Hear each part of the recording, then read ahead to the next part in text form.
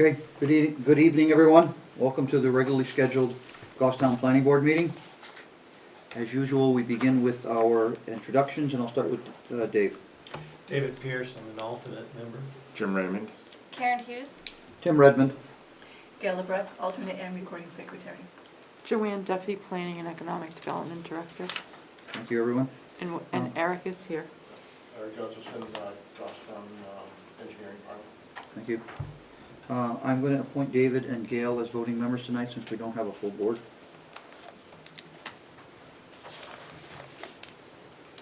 So Joanne, we have a big scatter of papers, and I'll let you sort of guide the shift tonight. What are we starting with? So we usually go first to the correspondence folder, Okay. which is also the same as what's on your agenda for the first item.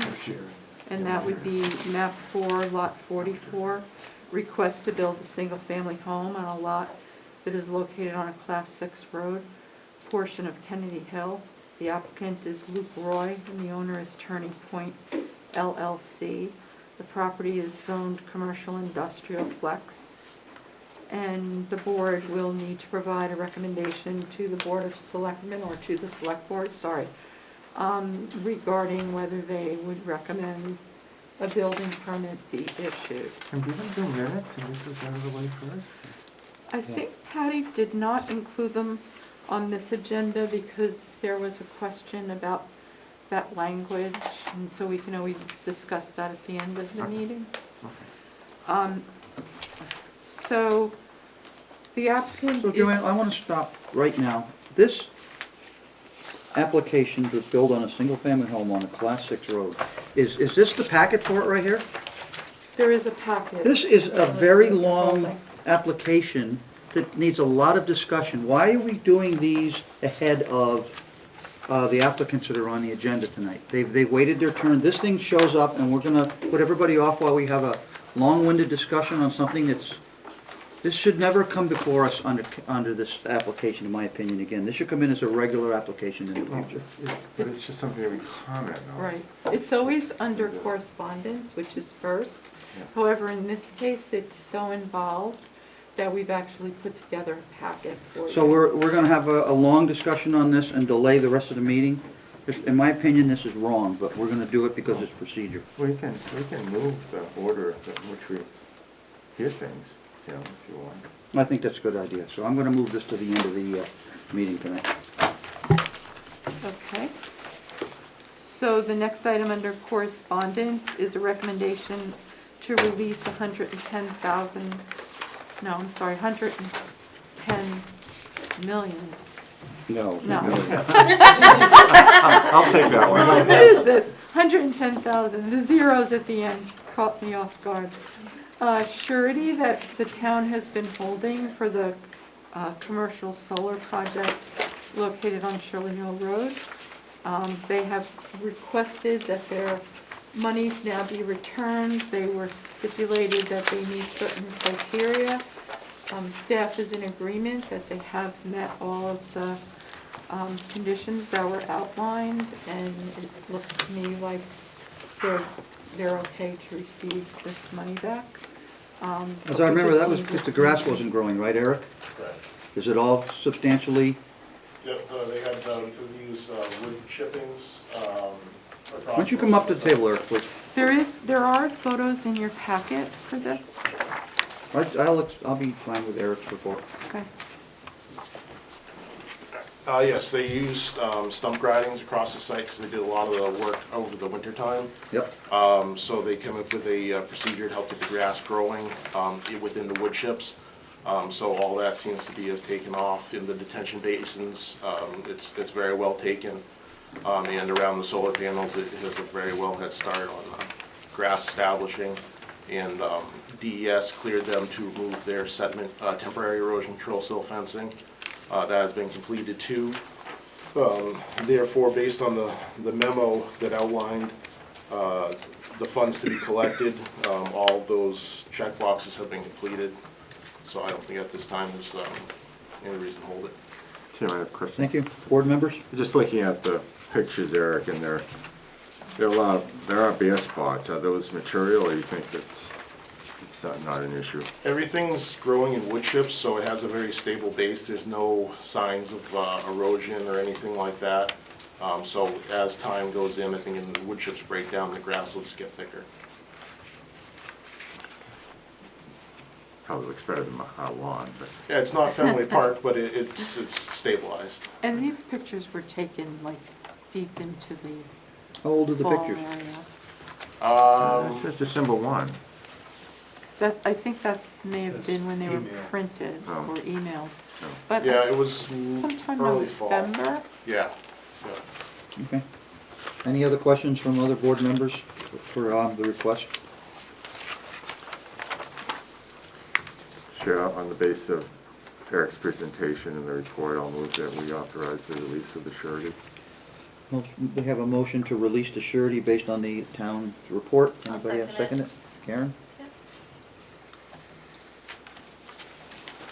Anybody want to have a discussion on the motion? Seeing none, we'll ask for a vote. All those in favor of releasing the $110,000 surety as recommended by the Public Works Department, say aye. Aye. Aye. Opposed? Abstentions? Passes.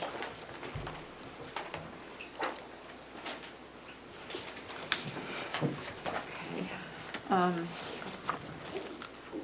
So the next section of the agenda lists out the items for the January 13th agenda, which is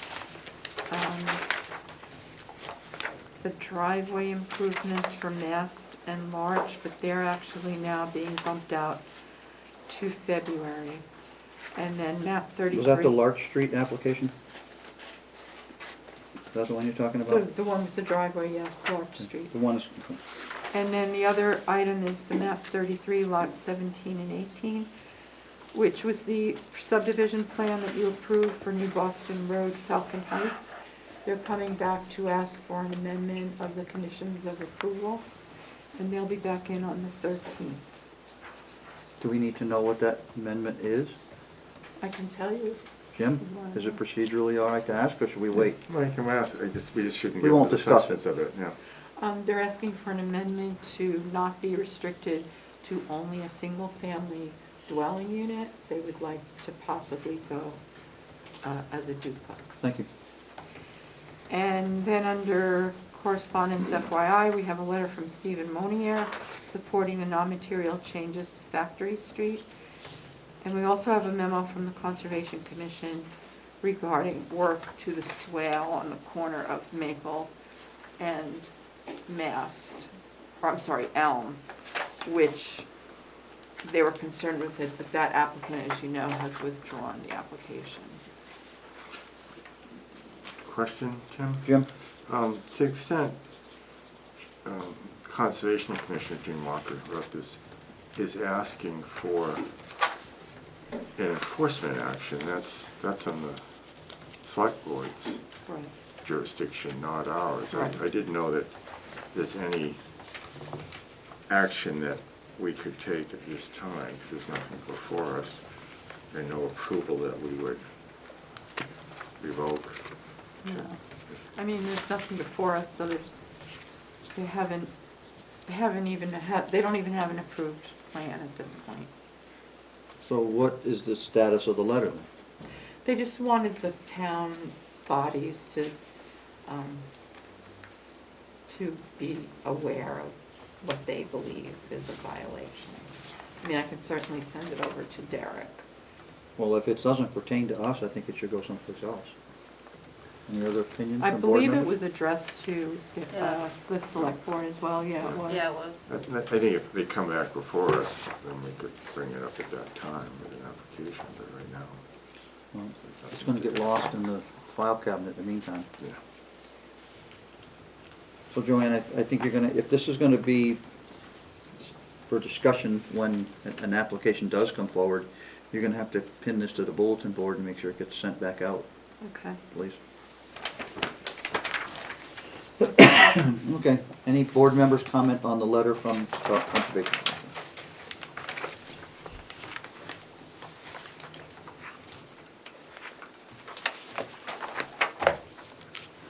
So The next item on the agenda would be under new business. Map 34, lot 171. Development regulation waiver request for Appendix A, Section 8C10, and a discussion for a non-material change request for improvements to an approved 99-unit multifamily site plan. The owners are SMC Residences at Hadley Falls Limited Partnership, and this project is located at 15 Factory Street in the Village Commercial Zone.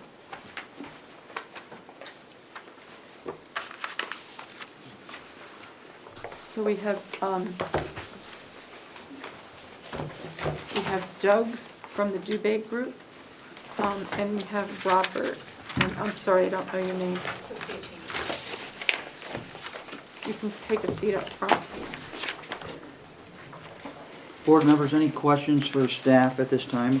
Well, the question before us is really a procedural one, is it not? That is this a non-material change or does it require a hearing? And not necessarily looking at the merits of the change. Not do we like it or not, or does the former police chief like it or not? Or is it good for the town, but is it a material change that under the statute and our rules we can approve without a hearing to modify a previously approved plan?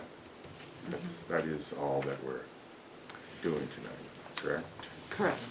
So there's some information that they've included in the packet, which is a drawing that's called the Exhibit of Site Changes that you can focus on, and Doug would also like to explain the changes that they are making so that then you can make a determination. Could we just lay out what the standard is in terms of material and non-material changes?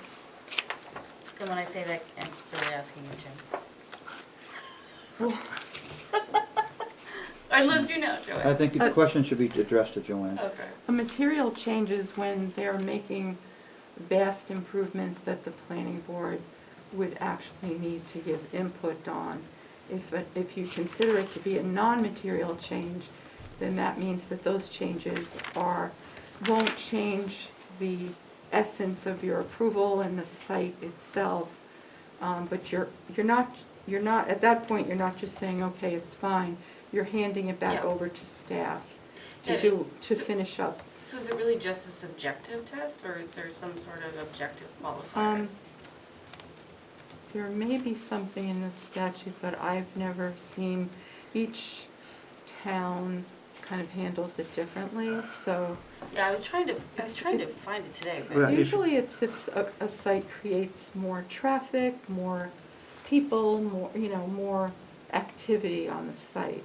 okay. But there's also other items that could fall under that. Sorry, Jim. Jim?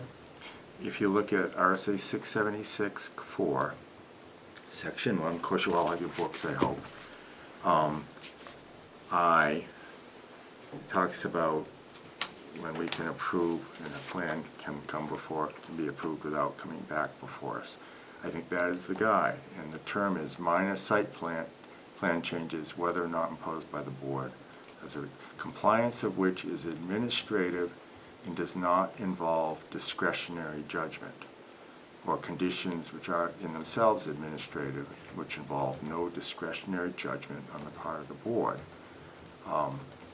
So I think that is the test, and that's the practice that we've followed, where if it can just be done at an administrative level and doesn't involve some discretion, we allow it.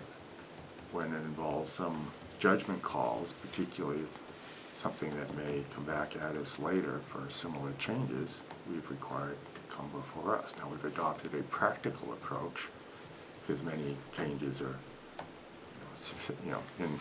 in the gray area, but sufficiently administrative, they don't have to come before us. An example would be moving a location of a drainage pipe that isn't material to what our considerations would be.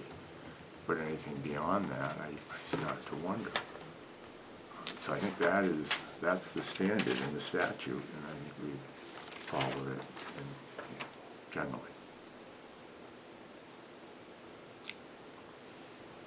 So the So I discretionary, the don't discretion. agree with Joanne's characterization necessarily.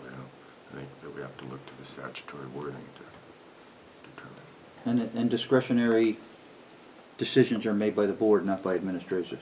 They should be. That's right. Yeah, if it's, unless it's administrative, fully, sometimes there are matters that Mhm. we've delegated because they don't need to come before the board. Okay.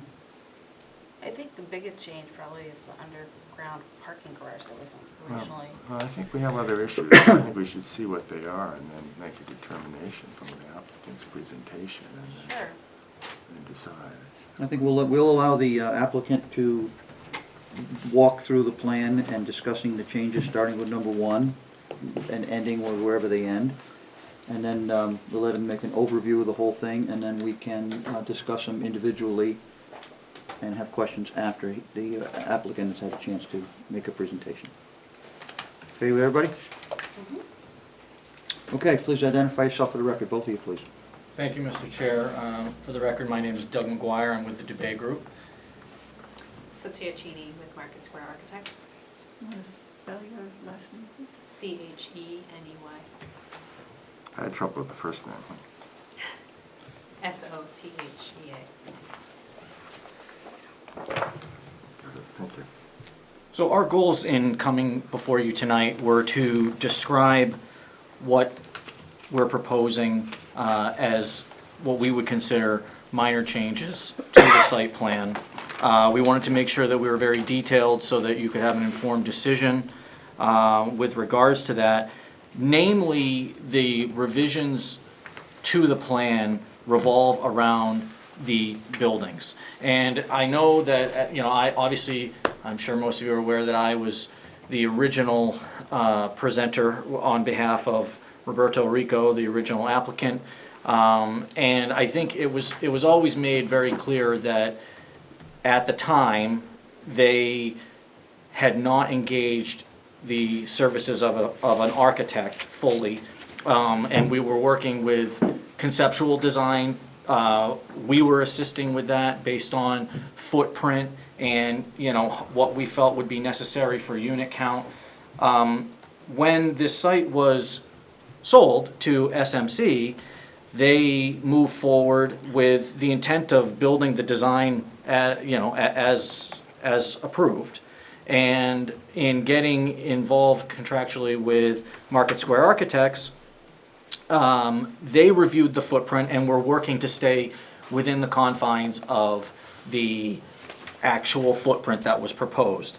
If it helps the board, I did bring copies for comparison purposes of the original approved buildings as well as the revised that are proposed. Would you like me to hand that out just so you can have that in front of you?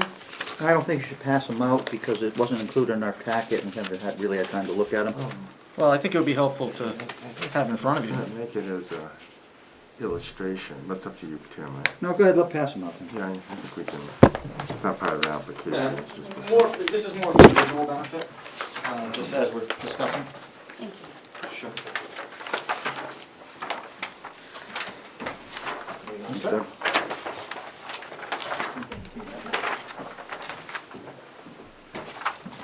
So, One for Joanne as well. please.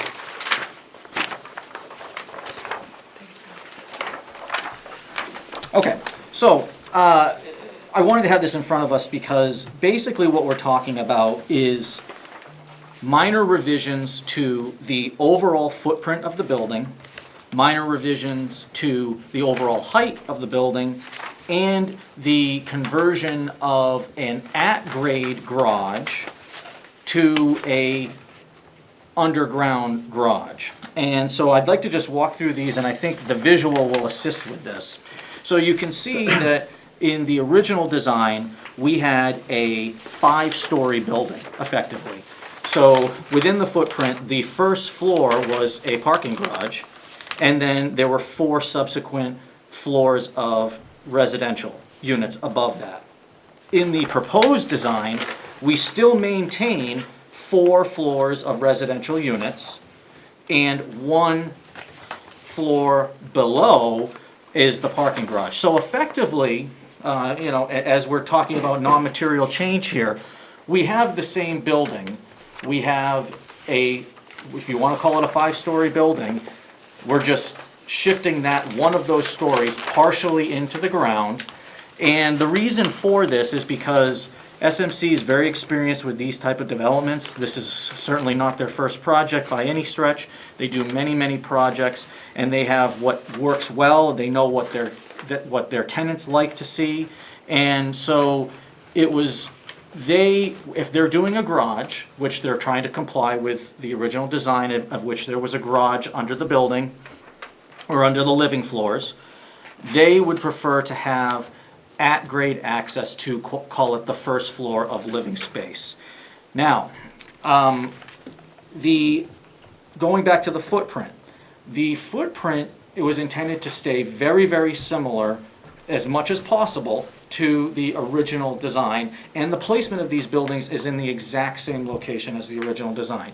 One of the big differences is that both of these buildings are essentially identical, and so you'll see that the building 2, and just for reference, we're talking about building 1 being the existing mill building, building 2 is the building in the middle, and building 3 is the one that's turned 90 degrees. So if you look at the first page of what I just handed out, you can see the overall length of this building. If you do a quick swap, you can see we're shorter. And that was because when they actually did their unit mix, the building didn't need to be as large as it was and to meet the required unit mix. We're still proposing 99 units. It's just blended into real design because, as I said, we were trying to base on reality as much as possible under Mr. Rico's application, but this is reflective of true internal design. These are full construction drawings that they've brought this to, and so there were some slight changes. You'll note in the exhibit of site changes, Which is the big sheet? yes, the one with the pink or purple, whatever color that is, magenta, boxes, that we have a breakdown of the buildings and their unit count.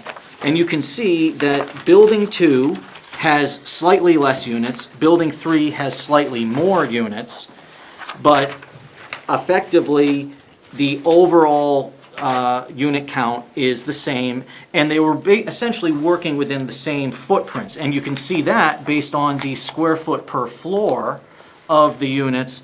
The mill is obviously the same. Building 2, the footprint is smaller by 2,000 square feet per floor, so a pretty substantial reduction. Building 3 is very minorly larger just from jogs and bumps, about 300 feet. So essentially, in our opinion, this is ultimately your opinion, but in our opinion, that is a non-material change. We have a very minor change to the proposed buildings, and it was sheerly to accommodate the proposed buildings that are based on reality. The other item I think is important to discuss is how did the addition of call it a underground garage versus an at-grade garage, what did that do for changes or anything like that? Now, what I can tell you is that there was, in providing this access to the underground, we did modify the corner, which again on our exhibit of site changes, you can see the highlighted pavement in between the two buildings. That area. Could you do some pointing on the map? Because Absolutely. You're talking and you're asking us to follow you verbally, and I don't know if we're all catching up with you. Nope, and feel free to stop me if I go a little too far here. I'm going to use mine because in case I have some other plans with it in case we need to go there. Okay, so. So can the people in the gallery see what's going on? Ma'am, are you trying to see what's going on? Could you just shift your chair around a little bit over there? Anywhere you like, just along, anybody, so you folks can see what's being presented. Okay, so what we did here is we kept the entire, everything, all the pavement location, the circulation, everything that was approved, all the drainage items, where the drainage went, everything was kept the same. We just picked up this portion of the site a little bit to accommodate going the underground, going down and underground below this building, but without completely dropping that into the ground. And the main reason for that was we wanted to keep construction the same. There was concerns about the sewer connections, the existing easement that went through. And so what we were looking to do is match existing approved as much as possible, and I think we've done that. And I have some numbers to share with you on that. So essentially, for comparison purposes, the finished floor of the original building 3 was elevation 294, okay? The garage was also 294 because it was an at-grade garage. What we did is we brought the proposed building in its same location, just vertically up 4.5 feet. Not that much, 4.5 feet. What we then did is, so that put us at a 298.5 finished floor with a garage at 286.5, which is a 12-foot drop. However, it's important to note that when you have the original design, you had a building which since it was at grade, it has to have 4-foot frost walls to go to its footings, just as with normal construction. With our garage grade, we don't have to have frost walls because we're below the frost line. So at the end of the day, because of this slight increase in height of the vertical height of the building, and also I want to go back to say that, remember, we're keeping the same amount of floors. So we're not raising the overall height of the building at all, because effectively we had a 5-story building, 4 living floors and an at-grade garage, and now we have 4 living floors and an underground garage, but we did pick that up 4.5 feet. So we're not any higher. In fact, we are shorter overall on building height. So again, from a material change, I could see that if all of a sudden we have a skyscraper here, that would be an issue. We don't. We're actually shorter than the original design by a few feet. I think it's worth noting that you have a variance that limits you to what, Doug? 54 feet. But we are There's no under. skyscrapers in the discussion here. You had a limit that you had to make sure you stayed at. And what is the new building at in relation to the 54-foot number? So we have those numbers in your it's in that packet. It's 50 feet, and that's to the highest point of the highest roof that's at the entrance. The rest is lower than 50 feet. So you reduced the overall height by over 4 feet, Correct. or approximately 4 feet. Correct. 50 feet, 5/8 of an inch, Correct. so it's 3. And that's to the entrance, which is on the Well, center. any portion of the building is considered the height. Yep.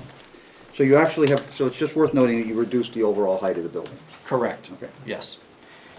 And so I fully understand that when you look at this and when we talk about this incorporating of an underground garage versus an at-grade garage, it can sound more like a material change. However, what I'm trying to explain is that effectively we have only vertically changed the building in its existing location. We've actually done better from a height standpoint, and we're in the same exact footprint. Now, there were some minor adjustments. You can see, again, referring to our exhibit, we have this, there was this intersection. And this exhibit was intended for your reference to see exactly what's changing. You can see that because the existing building was longer, we've now shifted the access way, which there always was, to the garage in this same area, but we've shifted that slightly, which required some minor modifications to this intersection. But everything still ties in the exact same way, and grade is held in this area. We did not have to change grade in this area. That's important to note because we have floodplain items that came in on this site. And so we did not change any grades whatsoever through this building 1 area. We just picked it up here. Basically what we did is we had a low point here before. We went to a high point, we went back down to a low point, and then we went to a high point again. What we did is we eliminated that interim low point and just continued to this one spot. All of the drainage still drains to the center of the parking lot, which is what was originally designed. There is one minor change to that, in that obviously because we now have a grade or an at-grade garage or a below-grade garage, which you'll see at any typical parking garage, there needs to be a trench drain so that you don't get water that flows into the garage area. So we've proposed a trench drain here and here, both at basically the toe of the doors. What we did to make sure that we didn't have any issues with that, and this has all been reviewed by DPW as well, and Eric can speak to that when appropriate. But we added a water quality unit here for treatment purposes. Explain that, please. So what you have is it's a Vortech type unit that creates a swirling effect that eliminates not only sediment but also has a compartment for suspended solids and hydrocarbons. So essentially what it does is it's a treatment device that cleans the water. Obviously this is a very small area. It's only taking the ramp system. It does not take any more of the parking lot. We intentionally made sure that it was only the tip down area of the drive. So it's a very small subcat area of drainage. And where's it located? Here, we have one water quality unit here, right outside, so the trench drain would drain right into that for treatment. And then on this side, the same thing. We have another treatment unit here. They're basically the size of a manhole, and everything, all the components and everything are in that, and we provided that detail. I only ask because of where your diagram, it seems to indicate it's at the outfall because of the little leg that shows, it describes it, and then it shows the little purple dot. I just want to make sure that we knew that it was accessible for maintenance. Absolutely. So to elaborate on that question, just to make sure it's clear, what we have is we have a pipe that obviously we have to discharge this. All the water from this system discharges ultimately to the river, as where all the water went originally. And so what we did is we made miniature level spreaders so that we didn't have any concentration from an erosion standpoint. It's the same format that we did for here. And that was coordinated with Eric through his engineering review. That was the other thing that we wanted to make sure we did. We wanted to make sure that we had an opportunity for engineering to review these items, one, so they could speak to them. I mean, we purposely have held off on having this meeting for, I guess, maybe two meetings, because we wanted to make sure we had all answers to bring forward to you so you can make the most informed decision. So, going back, the entire purpose of this non-material change in our presentation tonight essentially revolves around updating the building from conceptual to reality. That was the sole purpose. The incorporation of the garage, as I hope I've described, is really just a matter of a vertical differential within the footprints that they are. We made sure that we accommodated everything else just so that everything's stitched together. You can see there's still a lot of white area here on this, meaning that there's no material change at all to the design. So all the access coming in from Factory Street, all the way through, all the way the whole loop, all the parking area, none of that is proposing to change in any way. It was really just to accommodate the buildings. The other item that you can see that's also colored is there were some very, in our opinion, minor improvements to the amenity package that would be provided to the units. As you can recall, when we presented this originally with Mr. Rico, you know, he wasn't sure if he was building this or not. My guess is that he had always planned not to build it. It was more of an approval to move on to someone, because they didn't do a lot of that development. They hadn't built several of these like the multiple that SMC has under their belt. So I remember when I had this discussion with him, I said, you know, what type of, well, obviously there's going to want to be sitting areas and walking areas and interconnectivity within the development. He wanted to keep that as basic as possible. When these guys come in, they have a very specific package that they like to do for their developments, and it involves basically the same thing, but with a few more amenities. And what you'll see, we've highlighted those, that essentially what we have a walk area, which I think is a cleaner design, to be honest, than the original, because the original had to have individual little drain basins in between, because we didn't have an ability to hold that. And just so everyone's following me, this grade area, this loop, that was the original design. So the original design had that, and this was all just like stamped pavers or whatever, and it had little sitting areas all around it, so that people could, you know, congregate and hang out. And it had like a lot of vegetation, landscaping and whatnot in those little islands to make it an attractive piece. We also had an area over here where you see this little horseshoe come out. There was a sitting area there. It was intentionally put right near the stack, because that's a aesthetically pleasing piece of this site, historic piece of the site.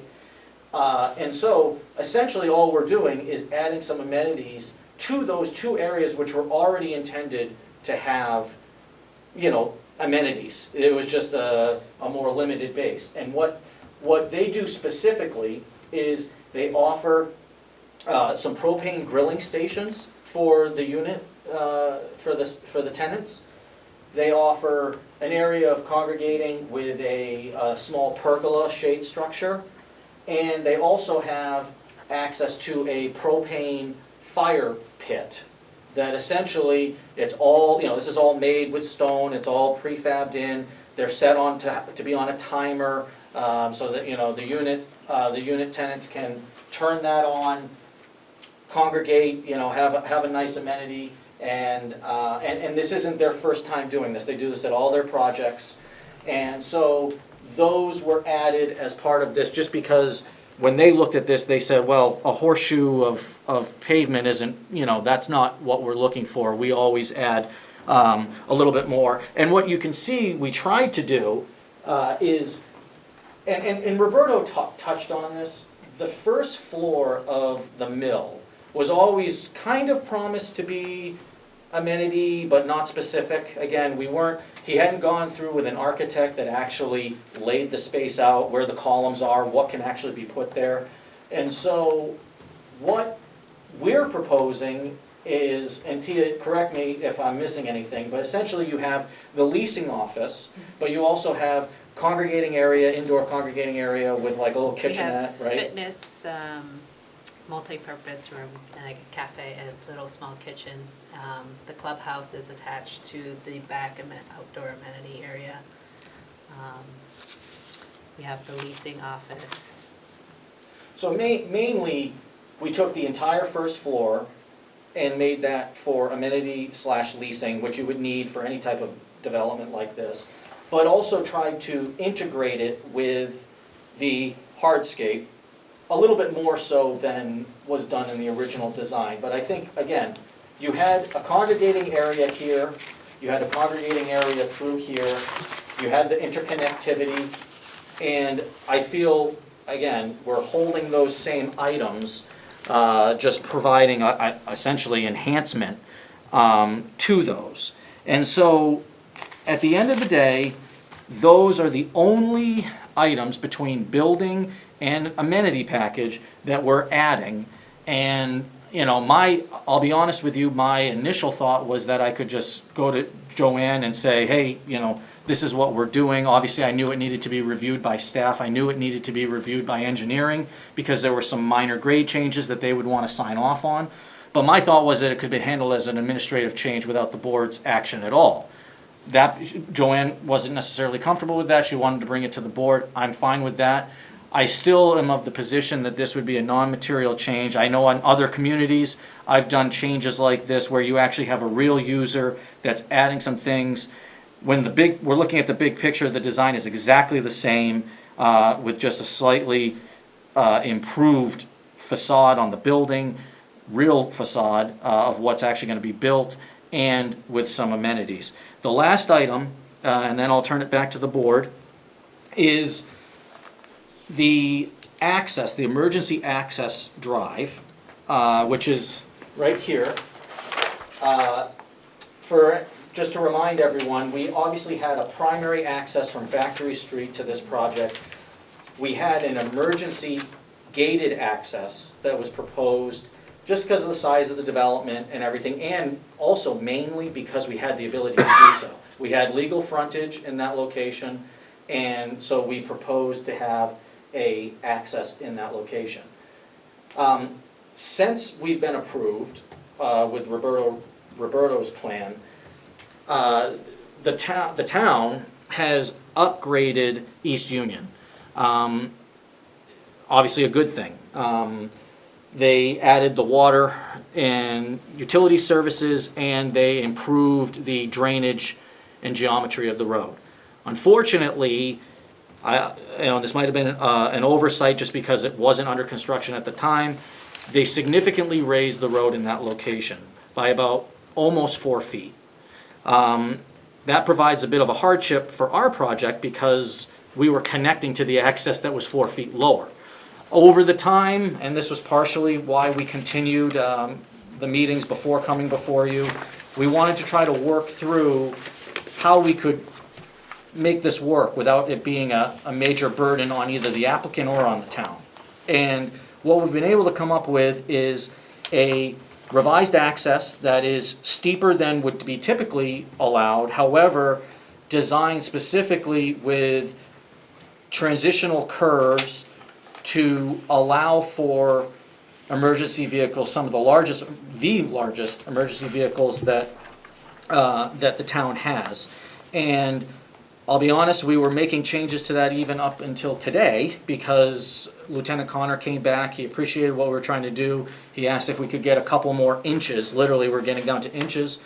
We were able to do that, we revised those plans before coming to you tonight. And my understanding is Lieutenant Connor has signed off and is comfortable with the access as proposed. Again, this is kind of a tough one because it's, obviously we want to fix this, but it wasn't really something that we created as part of any of these amendments. So that being said, I think we have a successful solution of that. We thought that if we were handling this as a non-material change, that it would be a good opportunity to clean that up too, just from a standpoint of being able to act on a waiver to allow that to accommodate a slightly steeper grade. And So just for the record, Doug, the grade allowance was 10% prior. that's correct. What is it now? So there's a small section that's 17%. And the fire department is, to the best of your knowledge, has signed off on the 17%? That's correct. Yep. I mean, what we did is, and I don't know if you have access to these, it looks like you do because I see it in David's hand there. We did vertical profiles just with the actual trucks, just to show that they can in fact make that transition. And I think the reason why 17 does work is because we have a small area of 17, we blend that to an 8% grade, and we carry that out. And so that allows for the emergency vehicles to be able to access the drive.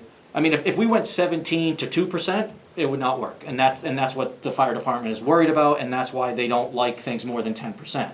However, you can do 17% if you accommodate on both ends with transition. And that's what we were able to do, and that's why it works. Okay. Do you have anything else that you want to present at this time? At this stage, I mean, obviously, Tia's here to talk about any specifics on building or internal layout or anything like that, facade. I don't think we need to discuss that unless you're interested. And I'm happy to talk about anything more specifically than what I've laid out if there's specific questions. All right, well, I'm going to ask you to hold tight for a minute. I'm going to ask our engineering representative from the DPW to come forward and give us the rundown on fire department's status at this time, Do you mind, please? Eric, if I leave this stuff? You can all stay there, you Oh, don't have to okay. vacate.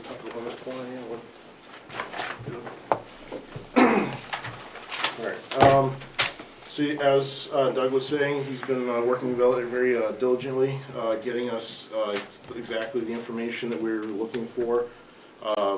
We went over there, physically took measurements of the fire trucks just to make sure everything is directly is what or reflects the actual trucks that the Goffstown Fire Department uses. I've been talking to Lieutenant Connor, and based on the latest revisions that we received today, he does feel that he can access it with engine 2 when he has proper firefighting strategy. Also looking into what the equipment Mutual Aid, Bedford, and Manchester has. Basically, it's the best situation in the situation that we're in. So. But that doesn't preclude the fire department from using the main entrance either. No, the main entrance is still the primary access, and that is one stipulation that Lieutenant Connor wanted to put on there. Julian, I don't know if you want to read that. Yes, I think I passed this one out. I know I passed out. We'll two email, things this before. email from Trent between, This is an email from William Connor. I can read it. It says, "This waiver would be site and condition specific and does not constitute a reference or standard for any other site. The Factory Street entrance from Main Street into the site and through the parking lot must be and remain accessible to Tower 1 in all weather conditions and in both directions. If changes to Factory Street impede access by Tower 1, any waivers of the East Union access road would be canceled or will be canceled." so what constitutes impeding Factory Street?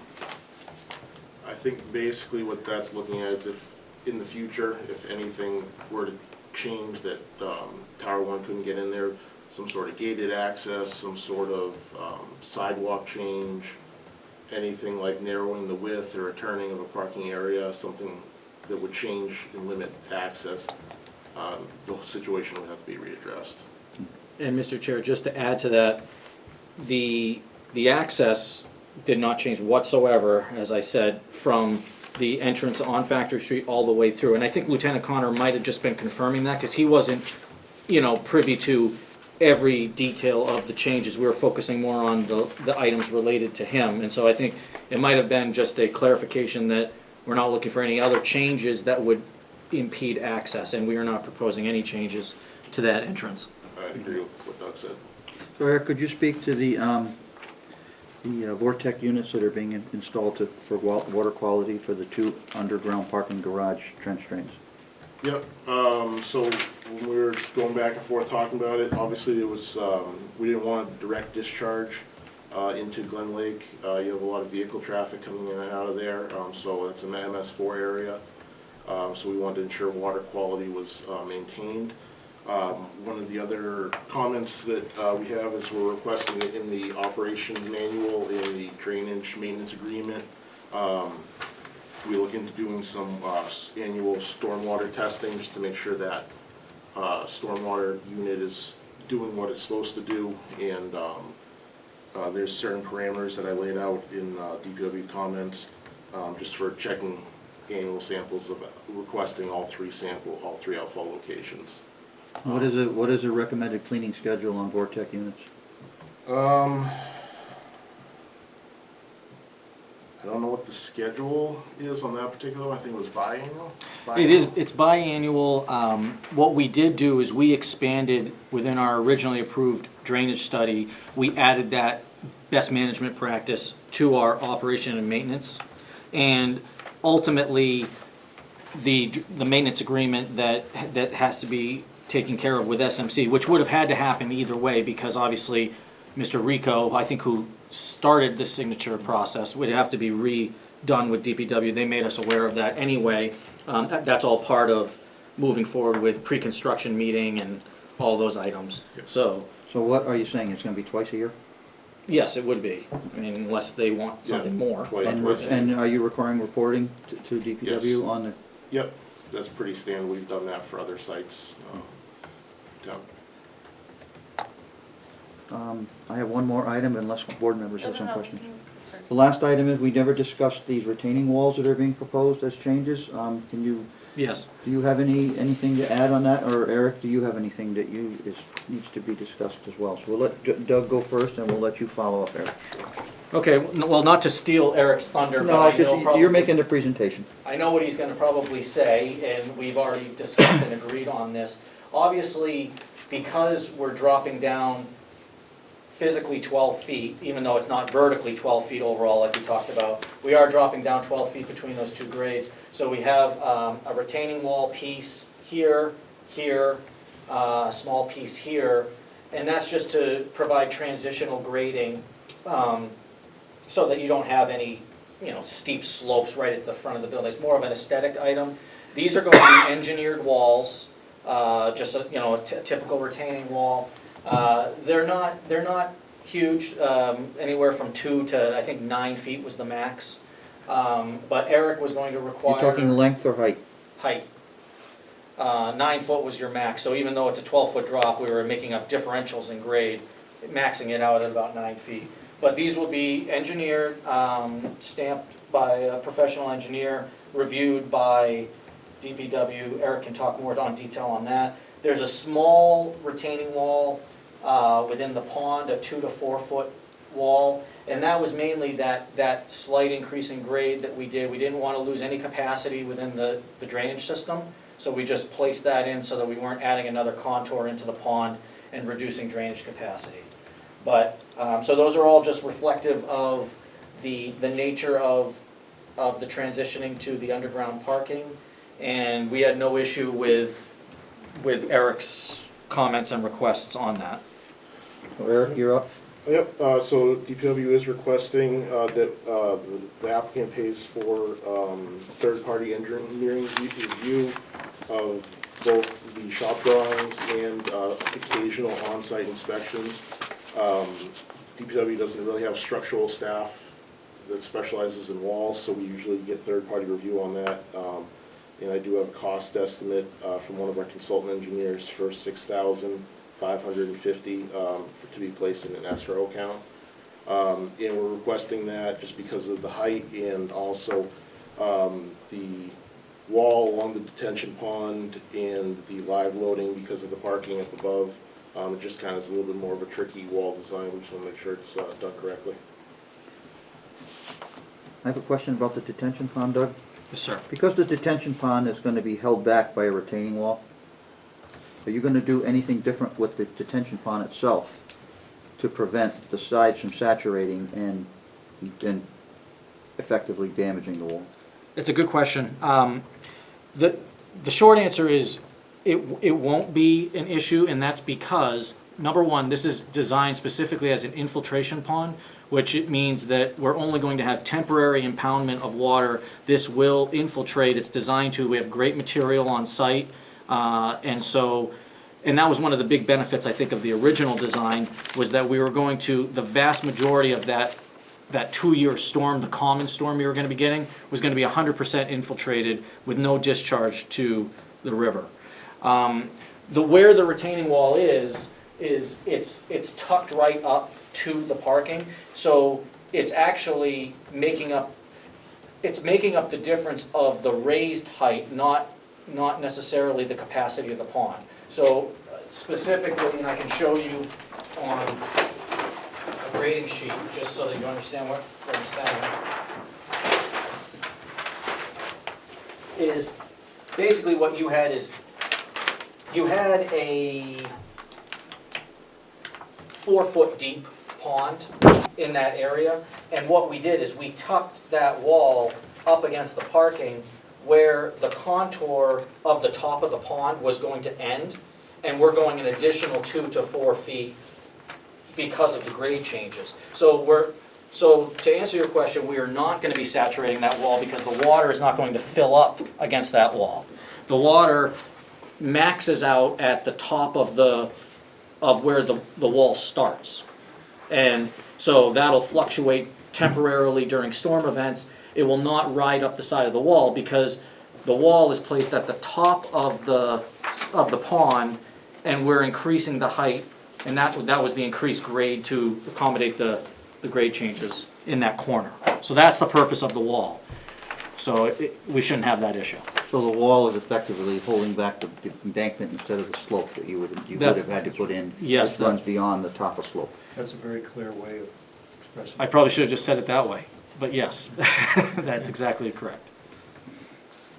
So you're going to provide some engineered documents that's being requested by DPW that addresses those questions, including the loading of that pond up against the wall, and the wall Yeah. will be able to hold the load? So the three main issues that we'll probably have to be touched on is the live loading of the parking above. Also the guardrail, so typically the geogrid penetration, and, yeah, the saturation of the base slope. I think that's important. Yep. Okay, I have some questions, please. Karen? Are you requesting any changes to the conditions of approval? No. No, in fact, we have met all the conditions of the approval because we received essentially full approval prior to SMC purchasing the property. So we had this, the board, the chair, has already signed the original plans. It's been fully approved. They're going to be applying for their building permit with Market Square Architects plans and essentially moving right forward to construction. We just wanted to hit on these pieces because, you know, again, we didn't think that this was a big change, and, you know, we still continue to feel that way. However, we wanted to just make sure we were crossing our T's, dotting our I's, and making sure that this board is comfortable with these changes. But essentially, there's no changes to the approval. Well, just a follow-up question to that, based on what the presentation was tonight, is this something where we want additional conditions of approval? I think the only item would be that DPW has asked for certain items, and if you wanted to just make that a requirement, my thought is that didn't have to be an official board action. It could just been a directive to staff, and obviously Eric's already directing us in that way. So it didn't seem that it needed to be a motion that, you know, a condition of what or not that we needed to have, that we need to have these plans. That's a requirement that Eric is requiring based on us adding a wall. So it would be the same as Eric saying, okay, well, you're changing a pipe type or you're changing something else on site. I'd like a shop drawing of that, and I'm going to review that as part of the construction. So I look at it the same way. These walls are just another item that is a construction-related item that would need to be handled with staff, and we're going to have to comply with them. And if we don't want to comply with that, that's when we'd have to come back and say, well, he's asking for engineered drawings. We want you to say we don't have to, because it would be your authority as the planning board to do so. But we're not opposed to any of that. Mr. Chair. Dave? On your exhibit of site changes, you've shown us very specifically what the residential count approved and proposed is, the square foot approved and proposed. What are the similar numbers regarding parking, the whole site? I have that in the staff report. There's a total of 190 spaces are required, that's 2 per unit. A total of 213 spaces have been provided, 60 in the garages and 143 spaces in the parking lot. And then there are 10 for the rail trail, which abuts the property down Factory Street. So is that a net increase or a decrease there, Joanne? That's what we all want to know. It's an increase of what's It's an needed. increase from the original approval. It's an increase from what is required. What was the original approval? I don't have that in front of me. Let's see. Well, they must have met the original requirement, Yeah. or they wouldn't have got their approval. I think it was a little bit less than what they're showing now, but I don't have the exact number in front of me. Still, it's more than is required. Correct. Yeah, and we obviously didn't, I think the focus that we wanted to make sure we met was obviously minimum requirements and also the supplement of spaces for the rail trail that would be in addition to the requirements, and we did do that.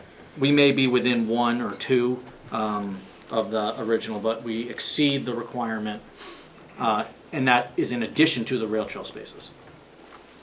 Any other questions from board members? Karen? So, I know that the building height is less than what was originally approved. I'm just wondering, in terms of underground, how much deeper are you going? So, yes, it's a good question, and I prepped myself for that because I know David had brought it to my attention that the sewer commission wanted to make sure that we weren't all of a sudden creating a massive ledge cut adjacent to their sewer, so I reviewed that. And the short answer is we're not. As I said, we are raising the building, physically the first floor we're raising by 4.5 feet. Our building was actually slightly more than that lower in general, just in general. So if you were to look at it to the letter of the law as if building height wasn't measured from front of building and up to the top of the flat portion of the roof, we're significantly less than that. But we're also matching what was originally approved in height because of the fact that we did pick up a portion of that floor. Let's go back to the clean answer. How deep in the ground are you digging to put the parking garage in? How much deeper? From the, So We're gonna put in existing- 4-foot frost walls at from the grade for existing the, elevation. so is the parking garage 12 feet overall height inside? So we're going 4.5 feet more into the ground. So you're gonna go, you were gonna do 4 feet for frost walls, now you're going 8.5 feet in the ground. Is that your answer? We should be at 11 foot 8. It says here From the first 11.7 on this plan. And so previously, what's the difference? So we were originally proposing to have the garage at elevation 294. We're now having the garage at 286.5. So it is more than that 4 feet, but we're accounting for the frost wall. So I'm calculating to the footing because that's what matters when we're talking about impact to the subsurface. Right, but that doesn't necessarily answer my question. So the building total is 4.5 feet more out of the ground. Yeah, but I'm just wanting to know how deep you're digging under the ground and what the comparison was to 4 the feet previous more. plan. 4 feet more. Correct. 4 feet more. 4.5. Originally, there was frost walls, which are 4 feet. They're going an additional 4.5 feet lower than the bottom of the original frost walls to create an underground parking garage. Okay. Sorry. That's okay. Sometimes I get. There's an easy answer Okay. in there somewhere, Doug. Yeah. Well, do you see these? You should see these notes over here. I'm not an They're all engineer. over the place. You don't have to be an engineer to do that one. I have a couple more questions if any board members don't have anything at this time. The building 3, I don't remember how the fire department was going to access that building with the ladder truck. Is the ladder truck going on the shaded area that's considered improved hardscape to reach the building? Is that how the ladder truck gets to that building? That's correct. Okay. So before, we made sure that we had a H20 loaded area of the loop-de-doo here. Yeah, And now the area that's shaded is going to be that same loading. And Okay. then there's notes on the plan and everything. so the truck drives across the front of the building for access for emergency purposes. They can get all the way to the end of the building. Okay. Yeah. The second thing is that your change number 1 is the improved hardscape design with the added amenity space overlooking the river. One thing that I have heard from residents about is that noise travels across the river. So I'm concerned that this outdoor space could result in the neighbors across the river, who probably make their own noise, complaining about noise that may be coming from this amenity space. Have you considered that in your discussion? Yeah, absolutely. So what I would say, and I think the board can more than happily hang their hat on this, is that there was always proposed outdoor amenity space for this project. In fact, in these exact locations. Now, the fact that we're adding a nice, beautiful piece of hardscape versus somebody lugging their lawn chairs out there, either way, there's going to be congregating outside on a nice day at a facility of this size. So if there was a complaint that said, oh, geez, you know, there's this beautiful place to hang out there, well, we did have places to hang out, plenty of places to hang out. It just didn't have some of the higher end amenities that he's proposing. It's physically larger than the original horseshoe that you It showed us. certainly is, but Much larger. as I said, I just feel strongly, I mean, having lived in a development like this when I was younger, if it's a nice day out, you're gonna have friends over, you're gonna do whatever, and if there's not a picnic table here, or if a hardscape, you're gonna bring your own fold-out chairs, and you're gonna hang out, you're gonna throw a frisbee, you're gonna do whatever you're gonna do. So I don't see really any difference in, it's just a higher level of accommodation. Obviously, in the wintertime, it's gonna be the same, no one's gonna be outside. In the summertime, I think you're gonna see the same amount of people, they just have higher value to enjoy, that's all.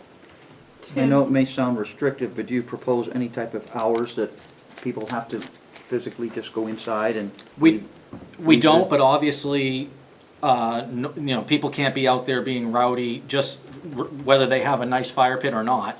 Well, except the only remedy is the Goffstown Police Department. Which I think We would be. really want to involve them if they don't. I don't know if Bob, if you have any quiet hours officially at the leasing offices or anything, or. We do, but, I mean, Could you come up and identify yourself for the record, sir, if you're going to speak? good evening, my name's Bob Simons from SMC Management. Thank you. Yeah, I mean, our leasing staff gets reports from tenants, and then they go speak to tenants that are unruly. Okay. You have someone that's loud, we hear about it and chase them down. Okay. Because I do know there are actual residences directly across the river from that proposed patio, and people We live hope they're there. quiet. People, yeah, well, some of them are, and hopefully they aren't. But the point is that it's a consideration that I wanted to bring up, is that the neighbors have to be considered as well. Absolutely. Okay.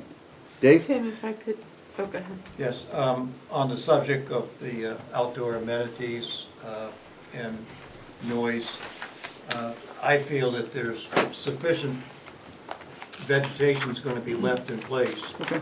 on both sides of the river to mitigate concerns of Well, noise. if it had come from the applicants, I would have had. Well, you know, there's drawings here showing how the vegetation's being Yep. left on the riverbank, Yep. and I'm knowledgeable about the vegetation on the other side of the river. Because so- you live over there, I understand You can see, These will have the loud ones, right? I think you had copies of this in your packet. Yep. The, That's a architectural forest. that's, That's from the video, the It drone. is. no, that, so just to clarify, Except that the little area is right down here in the lower left corner, which you can't see. This is what we're talking about. this right is all real vegetation, all of this. Okay. This is all a photo shot. And then, you know, this stuff Superimpose the is building. meant to look like it's also a photo, but that's the digital enhancement. now. Okay. So the short answer is there is vegetation, there is some screening that will Yes. help deflect noise. Yes. That's exactly what I wanted to point out. Thank you. Joanne? I just wanted to say that originally when Doug came in with the plans for the staff review, they had included a dog park in front of Building 3, nearby, you know, where the river is, and we just discouraged them from doing that because of barking dogs. Not that we don't like dogs, but just, it didn't seem appropriate. And he was agreeable to remove that. Okay. And you also have an improved hardscape design at the end of Building 3, right, which doesn't have a little line going to it. That's also proposed, Doug? Yes, sir. Okay. Board members? Mr. Chair. Doug, in your conversations with Lieutenant Connor, was there any discussion about fire department access to the rear of the building? Yes, I mean, Lieutenant Connor reviewed our update. That was one of the first items that Eric brought up. I realize there's no change from the approved location, I'm just Yeah, they do not, based on their needs, they just wanted to make sure that they could have access to the full side of the face of the building. They did not need access on three sides of the It's structure. accessed by personnel. Correct. Thank you. And per code, because of the size of the building, that you don't need the 30-foot access around, or the 20-foot access around the building. Good answer. Okay. Jim, you have anything? Not on the design specifics, I'm still going back to the original question. Yeah. is Well, this that's a an- discussion. I just thought we'd get all the, Yeah, I don't have any other questions on. well, I'll make sure we don't have any other questions for the applicant, and then we'll jump that way. Karen? I don't have any questions. David? I'm good. And Gail? I'm good. Thank you. All right, so we're gonna move to Jim's original discussion question. I'm gonna let you lead, Jim. Well, I appreciate all these changes, but let's pick some of them individually. For example, the wall engineering. I recall some of Eric Sanford's projects, we required him to bring back and have this board review an engineering review of a proposed wall for a project and nowhere near as elegant or as sensitive as this one. How do we distinguish between the two? We've looked at elevation changes very closely, and when people want to waive that, and it's a board decision whether or not to do that. The next time somebody comes in and says, wait a minute, you just granted that as a non-material change on a staff level. How come we don't do it for the next one? This has nothing to do with the merits. I think this is all a great project.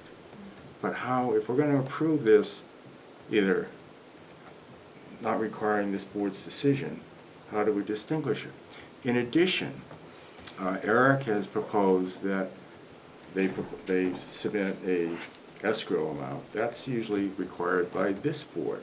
And it can't be done with conditions just on the DPW level because we need some authority if they don't perform. And that's done through our conditions of approval, which are the site plan approval process. We don't do that at the staff level because that doesn't give us any enforcement power. So I don't like the way this is being presented as something that will be done by DPW. Now, you have choices. You can say it's a non-material change, and we do that in some cases, and I gave some examples. We can have it come before us and we can waive requirements, and we do that frequently because it doesn't require the full panoply of application. And we have on certain matters waived hearings. But it's still coming before this board for action, not being done as a non-material change. I'm a little surprised, frankly, that considering all the effort the applicant went through, why they just didn't do that in the first place. Can I ask? No, Oh, no, I'm you not just speaking. sit. You know, Wait. it would have been the same presentation, and then we would have said, fine, but it would have been a noticed hearing for that purpose, and we haven't done that. So Right. how do we get around that? We also need to have a formal waiver request for the slope on the, Correct, because and that's that we don't just grant waivers through, by way of Joanne's office. It has to be a formal vote on a waiver request. because that as well. is material to our, because we see it on many But in their applications. defense, the town created the waiver, Mhm. not the applicant. No, I'm not, and that's why I'm not criticizing what they're proposing, and on that particular one, I suppose we could say, because of what you just said, that's, you know, the town created the problem, they've come with a solution, but you start adding up all of these, I get a little uneasy. So what is your recommended procedure, Jim? Well, so I say, well, I wish we had done this before, had this discussion before they came in, that they, this board, be requested to amend a previously approved site plan to add these further conditions and waive whatever requirements and arguably waive a public hearing. I get nervous about that for the reason you said. It does impact the butters. The only thing that impacts the butters would be the possible noise issue Sure, from the... but, you know, so, and that's a decision we could make. That's not the way, that's not how it's here tonight. Yeah. And I don't want to elevate, you know, form over substance, but to the extent we've granted this on a purely sort of administrative level, what do we do the next time somebody comes in? So is it your recommendation that these folks have to do an amended site You plan? have to request an amendment to a previously approved site plan with these conditions that we would then adopt. At this board's level, not at staff level. Okay. Doug? So I know that changes like this, modifications to a site plan, can be approved administratively, and if I'm using the wrong term, please correct me, but administratively by the board, meaning that we have no interest in reopening this up in a public hearing. I don't believe it needs to be a noticed hearing. I've gone to countless boards where staff was uncomfortable, essentially exactly what we're doing. Staff was uncomfortable making this determination administratively, so they brought it to the board to weigh in and have the board weigh in administratively. I don't see any reason why this board right now can't administratively approve these items. This is a non-noticed hearing. It doesn't need to be a noticed hearing for an administrative change. And this board could do that right now. Do you have that in some RSA that you're quoting, or is this just something based on your past experience with other It's based on planning? my past experience. I Well, don't the have the planning RSA boards. book with me, but I can tell you that administrative changes by the planning board can be done without a notice hearing. And so that's what I asked for. Joanne, and I'm not putting you under the bus, Joanne, but Joanne put it in the category of a non-material change. I was asking for an administrative decision by this board on these changes. If you reviewed this and said, you know what, we aren't comfortable handling this administratively without going back to a public hearing, I can tell you that they're gonna say, we're just gonna strip all the stuff off. They're not interested in going that route. This was not intended to be reopening a can of worms, giving abutters feeling the opportunity that now they can re-argue and rehash this project over again. We were very careful to hold the same amenity locations, and from the building standpoint, I mean, we had a pretend building and we made it a reality, but kept all the parameters of the Well, approval. I'd be careful using the word pretend building. You came in here and got an approval with maps and drawings and paper. It's nothing pretend about it. You want to modify what you had approved prior, which we understand, but it's not like it was a pretend application and a pretend Oh, no, no. building. Those are your words. I'm just The giving building you your was, words back. the building was. Well, it doesn't sound like it, because when you came in with an application, I'm you gonna actually... move that we revoke their approval. If that was a pretend approval, we wasted our time. I think you should choose your words a little more carefully. Okay, listen. This We're board. not going to argue, first of all, we're not going to I'm argue not this. trying to argue, I'm No, just trying we're to not gonna clarify argue my this. point. You can finish your point. All I'm trying to clarify is that this board, their purview is elevation, representation of what the building is. It does not mean that all the intricacies of the internals of the building and everything have been done. So it's not a pretend building, but it did not have that design level, nor was it required to. Understood. I'm going to go to Karen first, and then Joanne. I mean, there's a lot of things being changed, a lot. And there's clearly this one individual in the audience that is interested in what's going on. Now, I agree, I think all of these changes are improvements, but that doesn't mean that it meets the requirement of the statute. Joanne?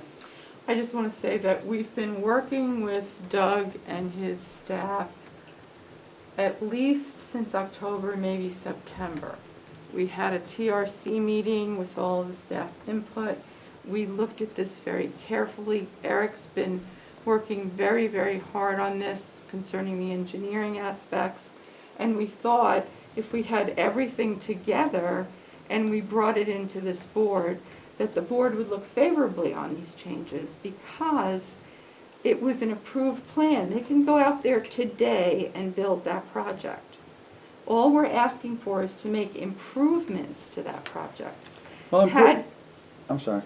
Had I known, and I brought this up to the board on several occasions, that they're coming in, they're asking for changes, and I didn't get a lot of feedback, and so I'm really disappointed tonight that you're not taking this on a little bit more wholeheartedly and favorably.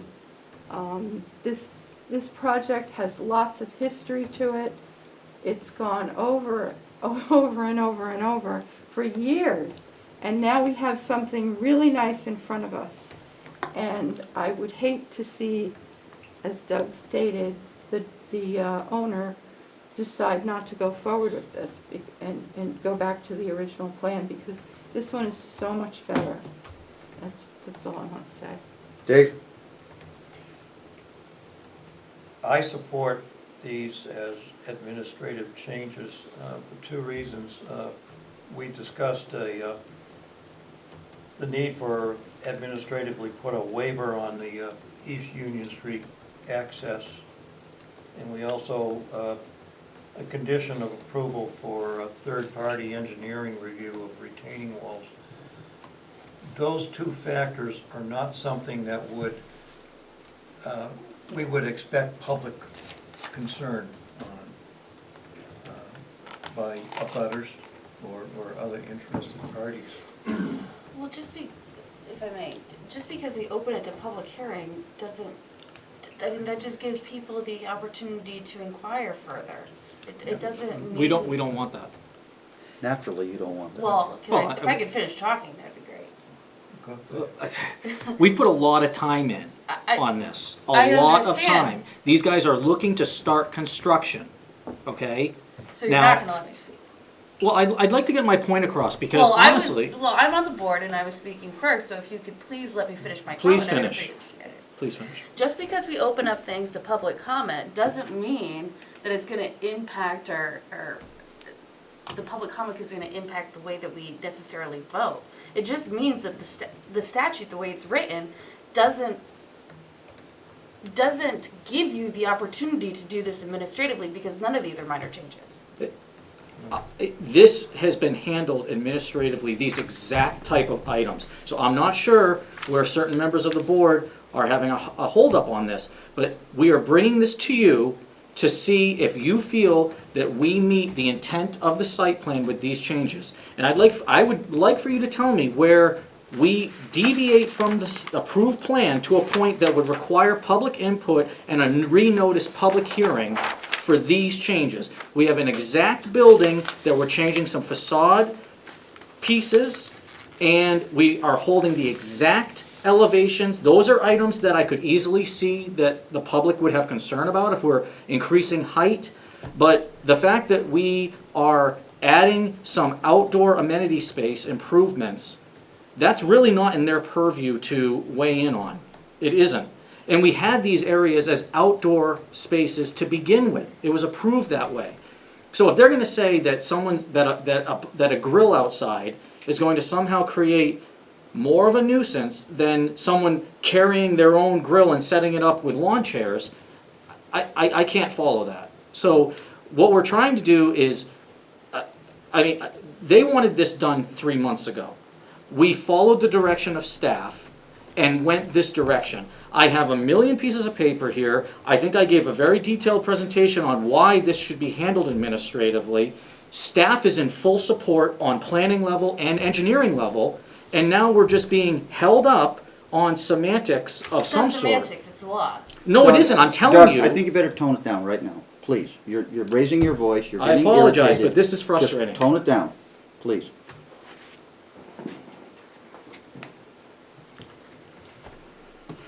So we have to decide if we're gonna require them to come back for an amended site plan? Is that what we're talking Well, about? you have choices. So let's outline the choices for them. Because you're losing sympathy pretty quickly. We can say, yes, it's an administrative change. I'm uncomfortable with that. Because we're setting precedent. We're setting precedent. There's also discretion on some of the things that Eric has talked about. But we don't have to require a public hearing on all changes. We've waived that. But that's different than just an administrative change. So the applicant might request that we approve changes to a previously approved plan, but waive the public hearing. And that's something then we can review, but this board is making those changes and amending the conditions of approval to include the things that Eric listed. And would you And that would be an acceptable procedure. And would you think that could happen in a single meeting? Absolutely. without notification. I don't think it requires, we could find that it's not a material change that requires a hearing, but it is still an action that this board will take to amend the conditions of approval. As opposed to staff amending the conditions of approval. Correct, because that's the way that was brought to us, and I don't agree with that. Now, is that form over substance? Perhaps. And if the applicant wished to make that request, I think we could approve it pretty quickly. So they would still come in Well, We'd no, like to well, see what- what the conditions of approval are briefly and present, and then we could approve them, but that's done at the board level and not the staff level. I And see what no would you- reason why that couldn't be done What very would quickly. you call it? It's an amendment to a previously approved site plan. With a request to waive the public hearing. Correct. And the waiver for the elevation, the grade of the rear access driveway could be included as a waiver request? Yes. Let me ask, Can I just ask a question? Go ahead, Doug. I appreciate that suggestion, and I think that's where I was trying to go with this hearing, and I guess my question is there any reason, and I'm not trying to belabor this board, longer tonight, but is there any reason why, with all the information that I've just presented to this board, that we couldn't handle that exact process at this hearing? Why would we come back for a new hearing if it's an administrative process? Well, just to and begin you- with, you don't have a waiver request for the rear driveway in front of us. That's number He one. does, he's submitted. Where is it? It's in your paperwork, it's in your Oh. pocket. Thank you. I Sorry. think I would like to see, well, you could see what are the conditions that we're approving. And do we need to see them in writing? Can we do that? We have, I mean, I think Eric has. we have them in the staff report. Eric's are listed, and I can read them off. But the fire department also added two this afternoon, once they agreed upon the grade. And that's really all we're looking at. So the additional, on page 5 of the staff report, is that what you're looking at, Joanne? Yes. under DPW. DPW, Excuse me. third-party review for the retaining walls. Escrow amount, The escrow. Drainage maintenance agreement. And then an escrow for the additional engineering staff time. And then there's 2 fire department, Amendment to the drainage agreement. and there are 2 additional fire department conditions that have to be added Yes. that are not in the report. Yeah, I just got them this afternoon. Well, what are this, can I ask a question? Sorry, I didn't mean to interrupt. go ahead. What are the conditions for waiver of a public hearing? Under what grounds do we do that?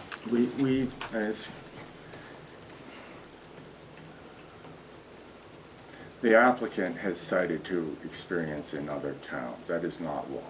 That's right. We have established our own procedure, which we have found that changes are not material, and we can waive provisions in our regulations. Now, if you interpret the statute strictly, that may go beyond what we can do. So that's why I suggest the applicant stop complaining as much. We're granting them a favor, I think, if we waive the public hearing, because it's not strictly permitted. But we have done that in the past. And under, what other examples are there where we waive public hearing? We've made minor changes on site plan, but this board has approved them. And the risk is to the applicant that abutters will appeal and say we acted improperly. If the applicant's willing to take that risk, they can go forward, and we usually let them do that. Because again, the statute strictly interpreted does not permit that, but we have as a matter of practice, and other boards do as well. We're not unique. Could somebody explain to me though, like, what is the benefit of not having a public hearing other than the applicant having a headache, from what the butters say? And the reason is, as a matter of practice, that this is not an unusual event that changes are made, and each time you had to have a public hearing, it would be a disincentive to improvements and also weighed us down on, And lots of times, on large projects like this, if you open it up for another public hearing, people think that they can then make changes to the entire plan that had already been approved, and they bring up, all of these other items and try to change them. which we've Well, seen.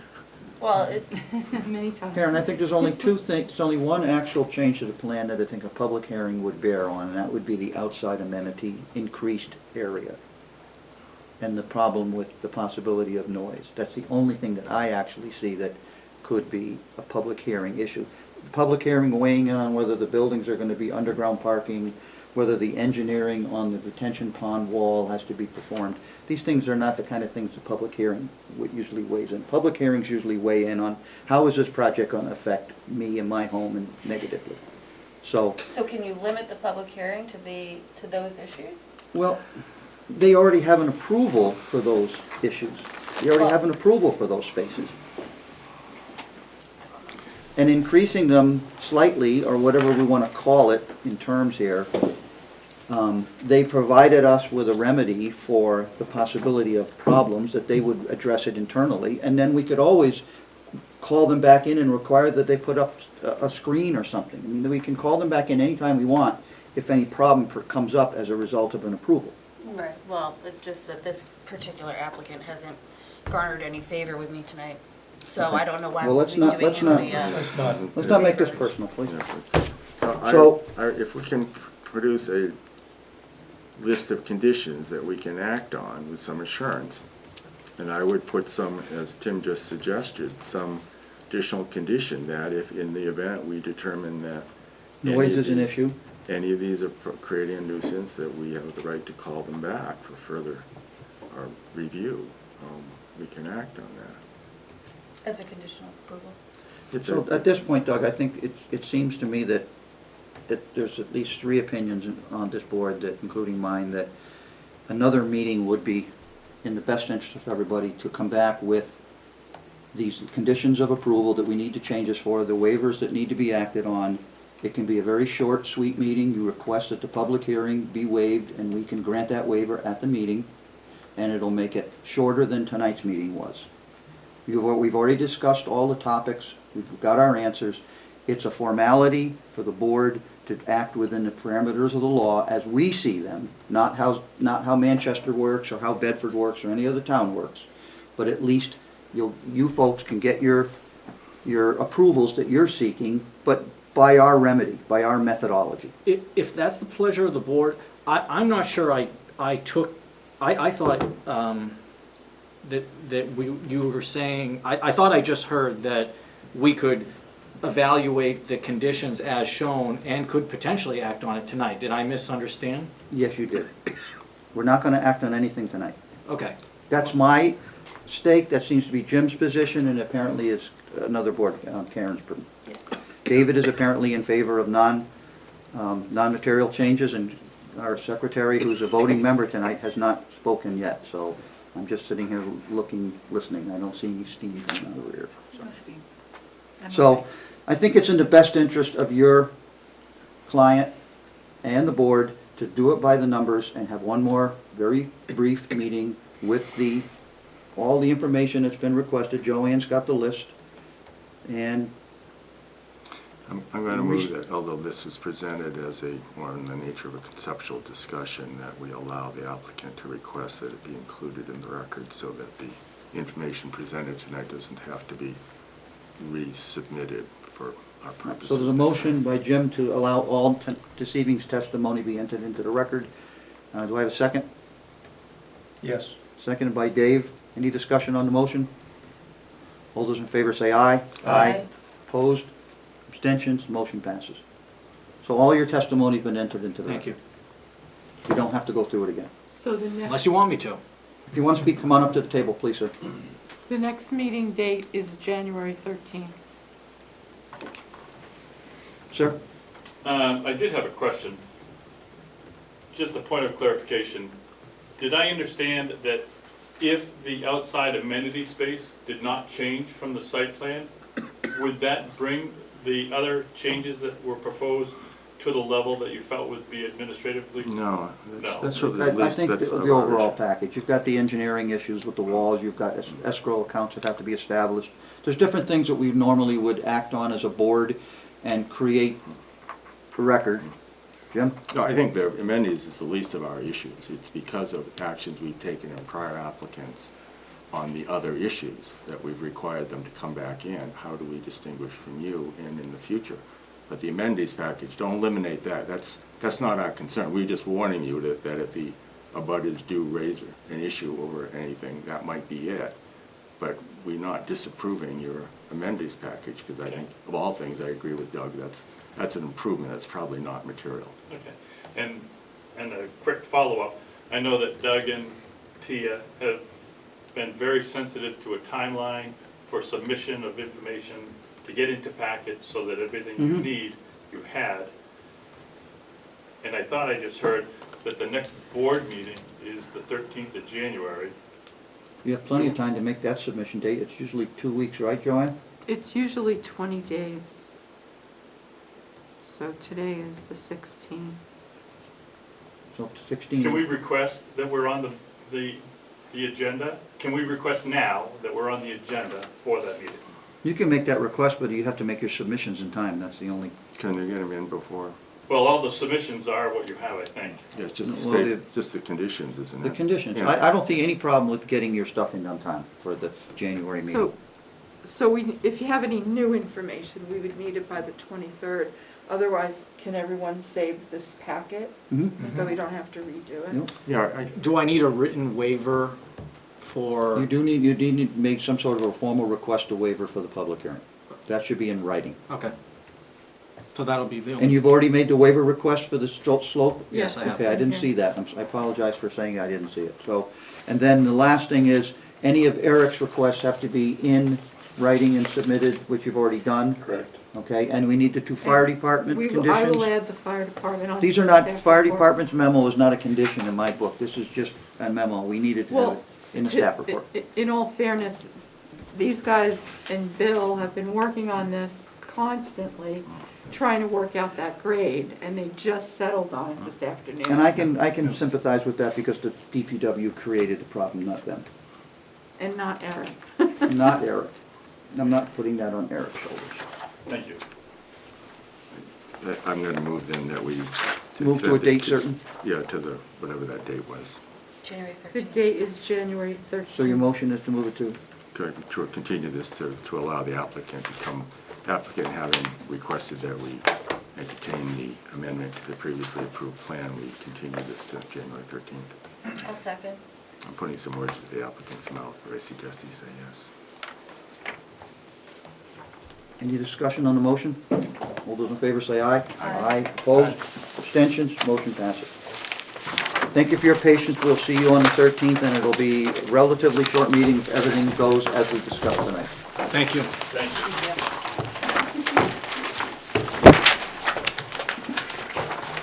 you. Okay, now Joanne, we'll move on to the action item for the request to build on a Class 6 road. Yeah, So we'll ask the,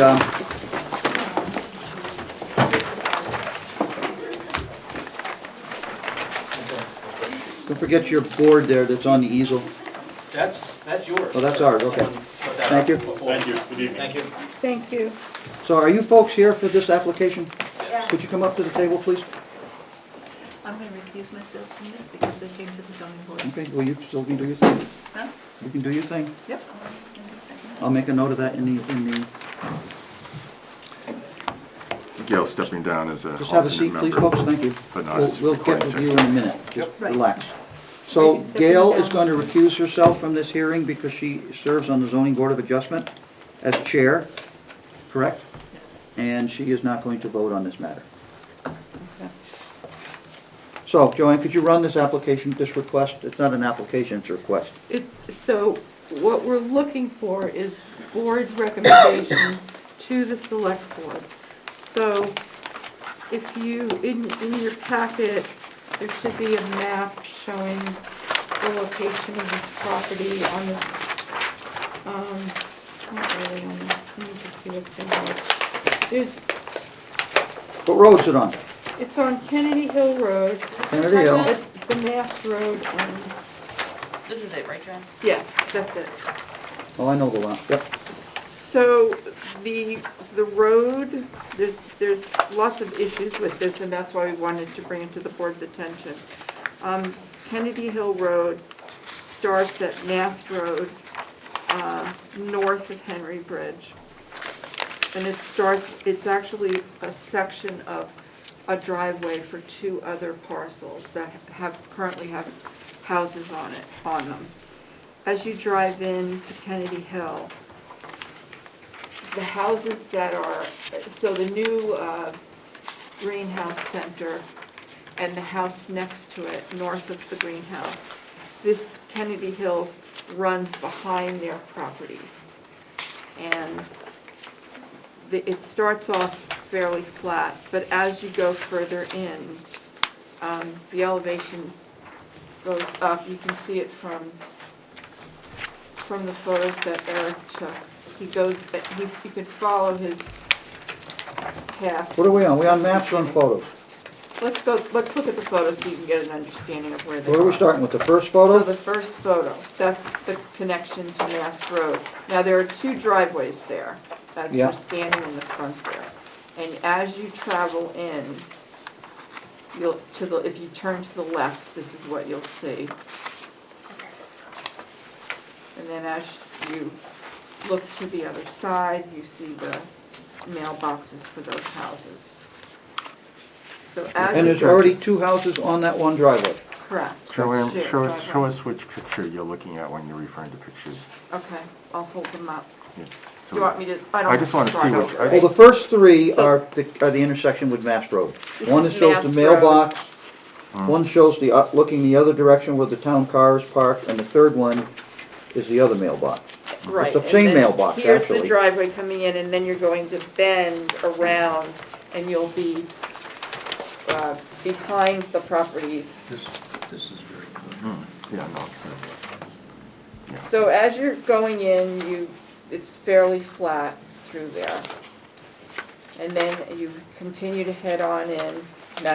Joanne, read the caption at the bottom of the picture so we know which one you're on. Looking up southeast, Kennedy Hill is about 100 That's the feet. 4th photo now. Are you just going in? That's like order of how Eric should probably explain this, because he's the one who took the pictures. You're the one As- doing the presentation. As you're walking into the site, this is 100 feet in. So basically, you're on flat ground there. Wait a minute, looking up southeast Kennedy Hill Road from Mass Road, that's 100 feet in? Yeah. I see the driveway apron on the bottom of the picture. It can't be 100. Mr. This Chair, one. the topographic map. We're not looking at that. I understand. The topographic map fully shows all the driveways, all the contours, and the flatness of the land. And I wish you would speak to the topographic map. So the topo shows you're just beyond the houses on the left of Kennedy Hill, and you're approaching almost to that stream, that little stream that runs through. So the next photo shows the culvert.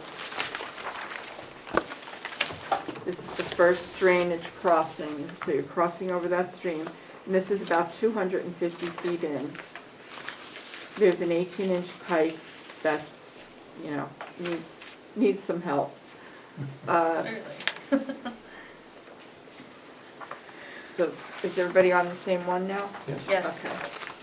Do we really need to go through all the pictures, Joanne? I want to show you how it gets as we go further in.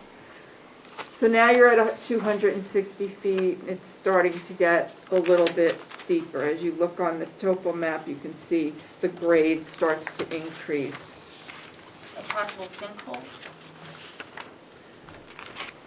So now you're at 12 to 15% grade at about 400 feet in. And if you're looking from the beginning of Kennedy Hill up, there's quite an incline in this direction heading in as you go in further to the roadway.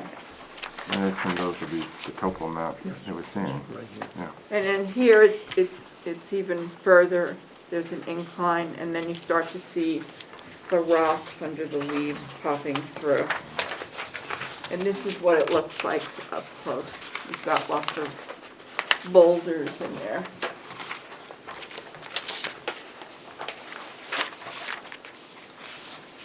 So then the slope comes down a little bit again. Now you're in about 550 feet.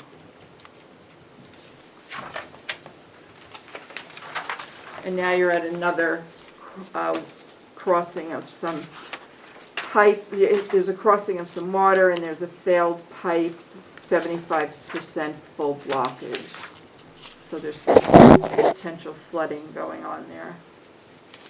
This is really old, I mean, if you can see the old rocks and all that, when it was constructed. And Joanne, excuse me, the reason you're pointing out the drainage pipes is that if this Class 6 road's going to be used, then it has to be, these drainage pipes might need upgrading. Right, I didn't get to That's the that whole yet, reason but, why you're pointing that. exactly. So what I'm trying to, we can keep going and No, I think we've gone far enough. I mean, if you keep looking, like, here's a really big, My question is, how Stack of far rock. in from Kennedy Hill is the corner of the lot, Joanne? What's the distance? so they are coming in off of Kennedy Hill Road. From the and bottom. Kennedy Hill Road, do we have that information? I don't know if they provided that, let's see. Do you know that off the top of your head, Eric? 550 feet. Into that site itself? Yeah. that Okay. sounds right. 550 is where the lot corner is, Eric? I believe so. That's where that twin culvert is. And then there's a little drawing of where they would like to place their house. Well, let's just stick with the driveway for now. Board members, any questions for Eric or Joanne about the approach on Kennedy Hill to get to the corner of the lot? Okay. So the next thing, Joanne, you have like you said, there's a picture of where they would like to put the house. Where's that picture? So that's towards the back of this packet. In the, This is what it looks like. It's a few pages in from the back.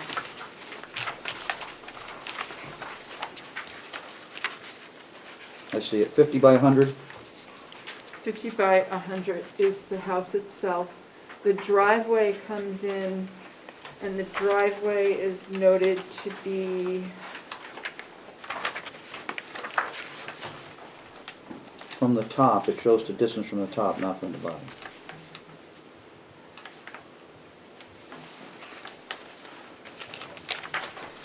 if it's too many papers here. I just looking for the driveway permit. Driveway permit.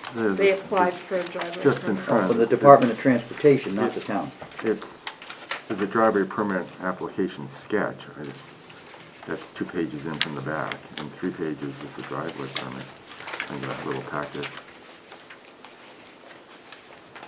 Stop from the back and go forward.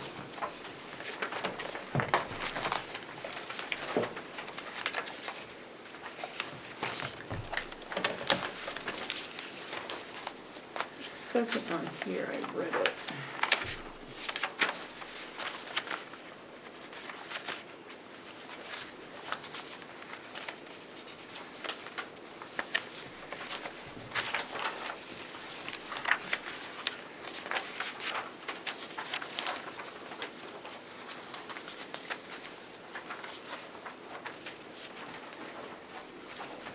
Eric, can you help us out with this so we can get this moving? Because Joanne's kind of getting lost in her paperwork. Let's just start with the approach from Kennedy Hill, on Kennedy Hill from 114 up to the site.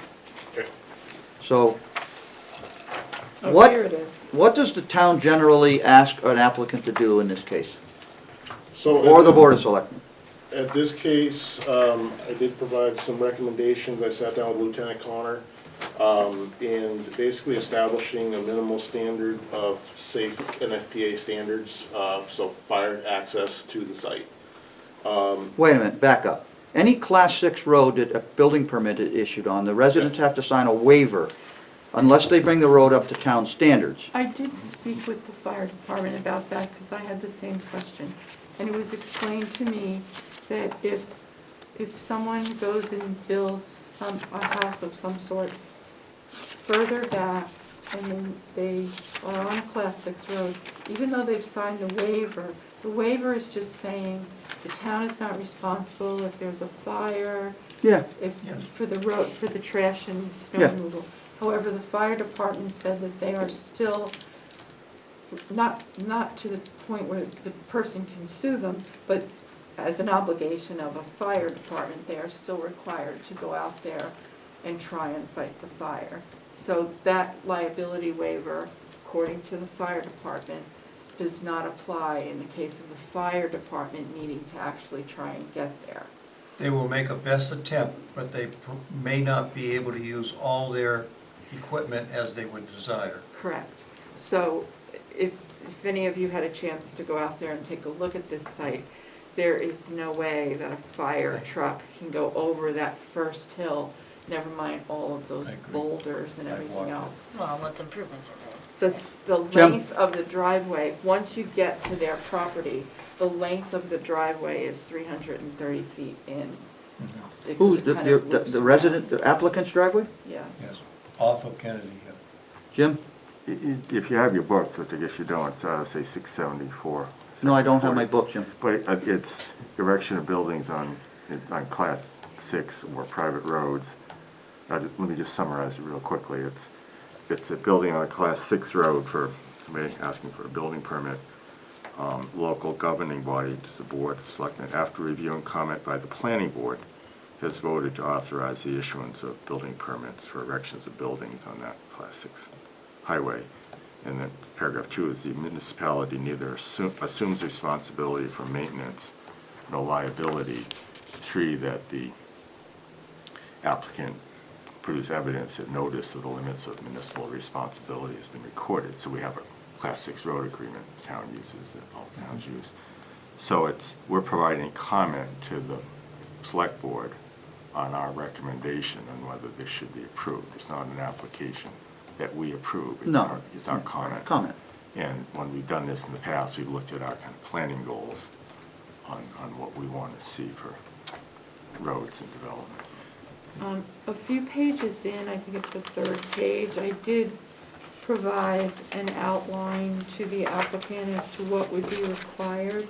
After speaking with the town attorney, I was advised that he will also need another variance for lack of frontage, because the frontage on a class 6 is not considered.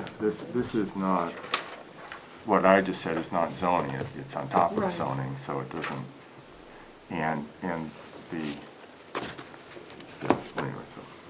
We did suggest that a survey be done of Kennedy Hill for the width, because if they do access Kennedy Hill, no one really knows the exact position of Kennedy Hill.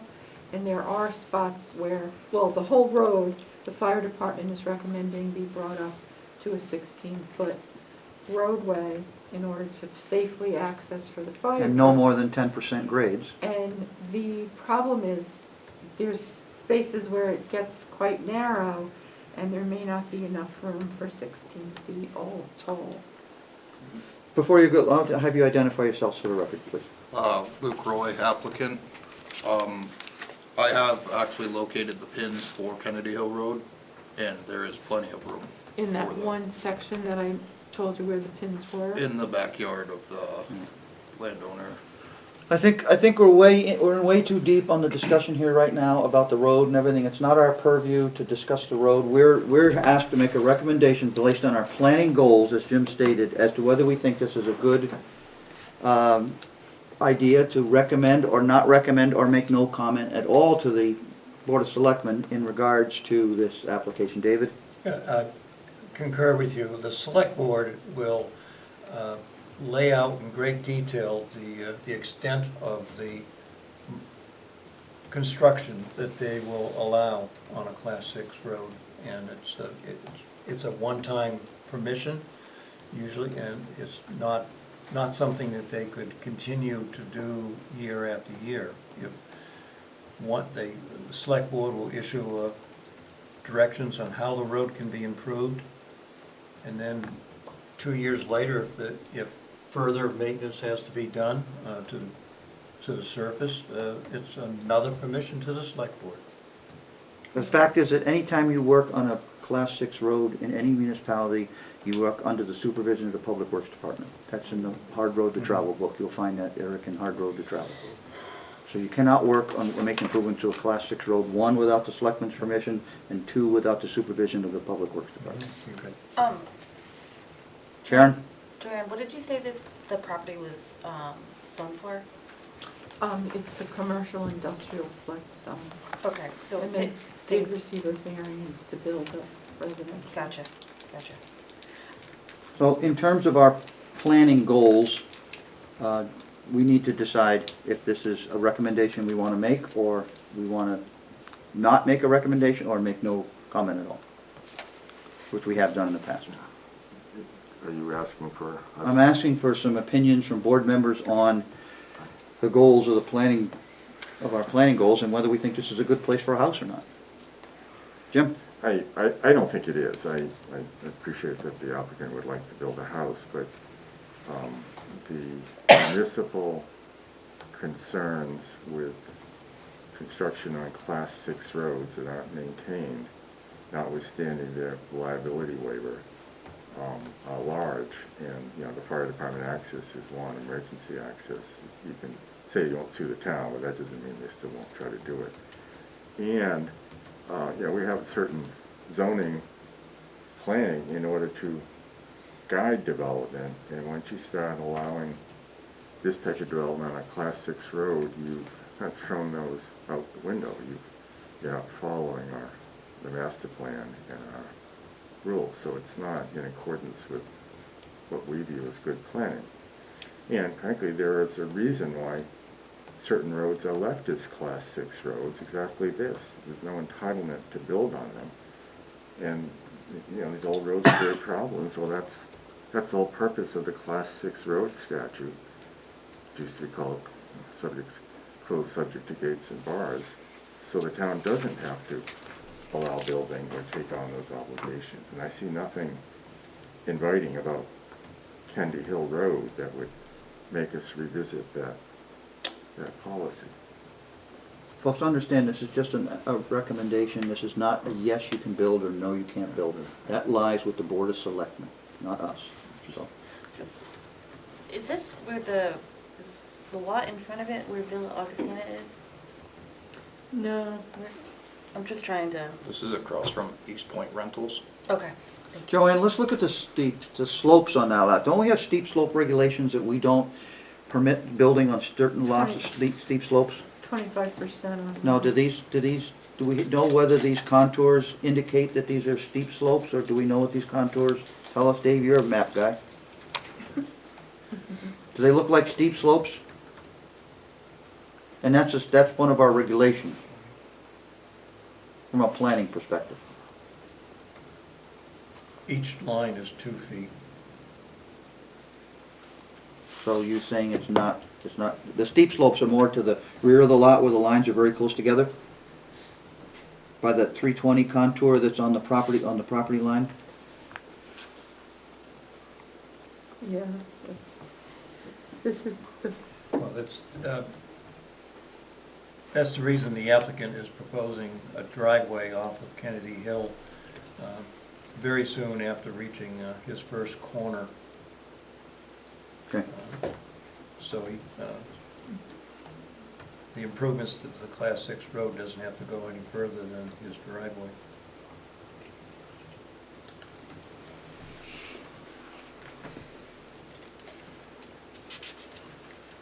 Now, Eric, do the selectmen require that an applicant make improvements to a certain degree to be allowed to build on a Class 6 road? Or could the Board of Selectmen just say, okay, these folks can build their house, you can just drive up and down what's there now and have a nice day? Is my understanding that, yeah, they have full discretion for that. I think that's where fire department steps in with their recommendations, and that's why those photos in the comments were written out, just so everybody has a clear understanding of what it would take based on our conversation with the fire department. Well, my question goes to, the question is that if the recommendation is granted, does the Board of Selectmen require that the applicant make a 10% grade for fire department access? Because if they don't do that, and they're allowed to use the driveway in its present condition, because they have four-wheel drive trucks and they can get in and out, and there's a fire, you know the fire department's gonna go up that driveway and either get stuck or break the fire truck or do something. I apologize to the fire department for saying that, but they're gonna make their best effort to get there. Yep. And unless the Board of Selectmen is gonna require that they make grade changes to meet a minimum grade, then I wouldn't be in favor of making a recommendation personally. I am not fully aware on whether that stipulation on what they view one way or Okay. the other, I'm sorry. Okay? No, I don't want apologies, I'm just trying to get to a means to an end. I was under the impression that that is the case. That you have to make the Yes. improvements? Yep, up to either one of the standards that Eric sent to me. And that- Preferably would be going with example 1. And that doesn't scare you, the cost to blast that road up through there? And It all depends on the permitting. Now, if we can do a permit by notification for culverts, that's one thing that can be done in a day. But Now, not the both? width of the road and the 10% grade isn't an issue either. It's not an issue. Not in my eyes, no. I see exposed ledge. You can't grade it. No, You have to blast it. a hammer will work. Okay? Good man. Okay, board members? Karen, you gonna weigh in on this? I'm just wondering what else would be built there if,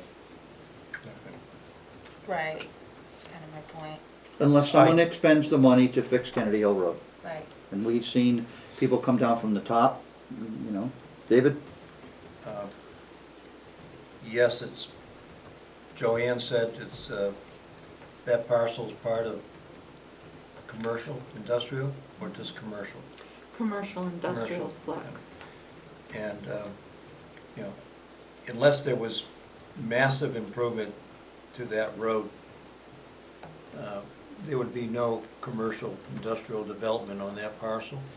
I'd be happy to see that parcel with fully occupied by having one house. And granted, the applicant's going to have A lot of more work. expense than many other houses because of the improvements to the road, but that's his choice. Mhm. But the fact, if they can properly site a house there and take care of water and septic, then I'd be for it. Jim?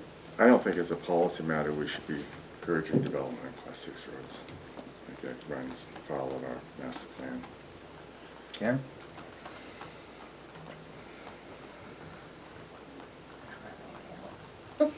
I concur with Jim. I don't think we should be encouraging, unless it's a Class 6 road that is a flat Class 6 road that's easily accessible and we could use it. But this is a nightmare, Kennedy Hill, and I've been up there myself, actually. But that doesn't mean these folks can't pursue their wishes with the Board of Selectmen. The selectmen often disregard our recommendations. Oh, so, many times.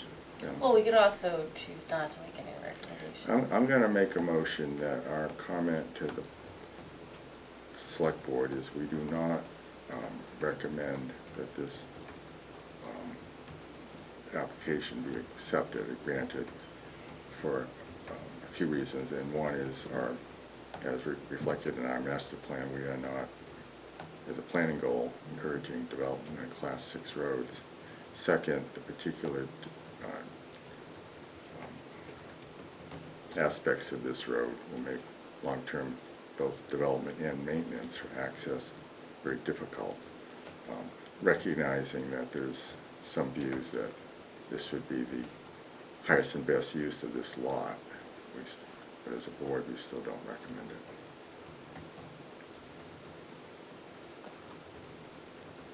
I would like to discuss the motion itself. I'm trying to Yeah. acknowledge. I don't think we should comment on costs for maintenance because the applicant would bear the cost in the future, not the town. Well, the problem is, they build it, but they don't maintain in the future, and then what happens?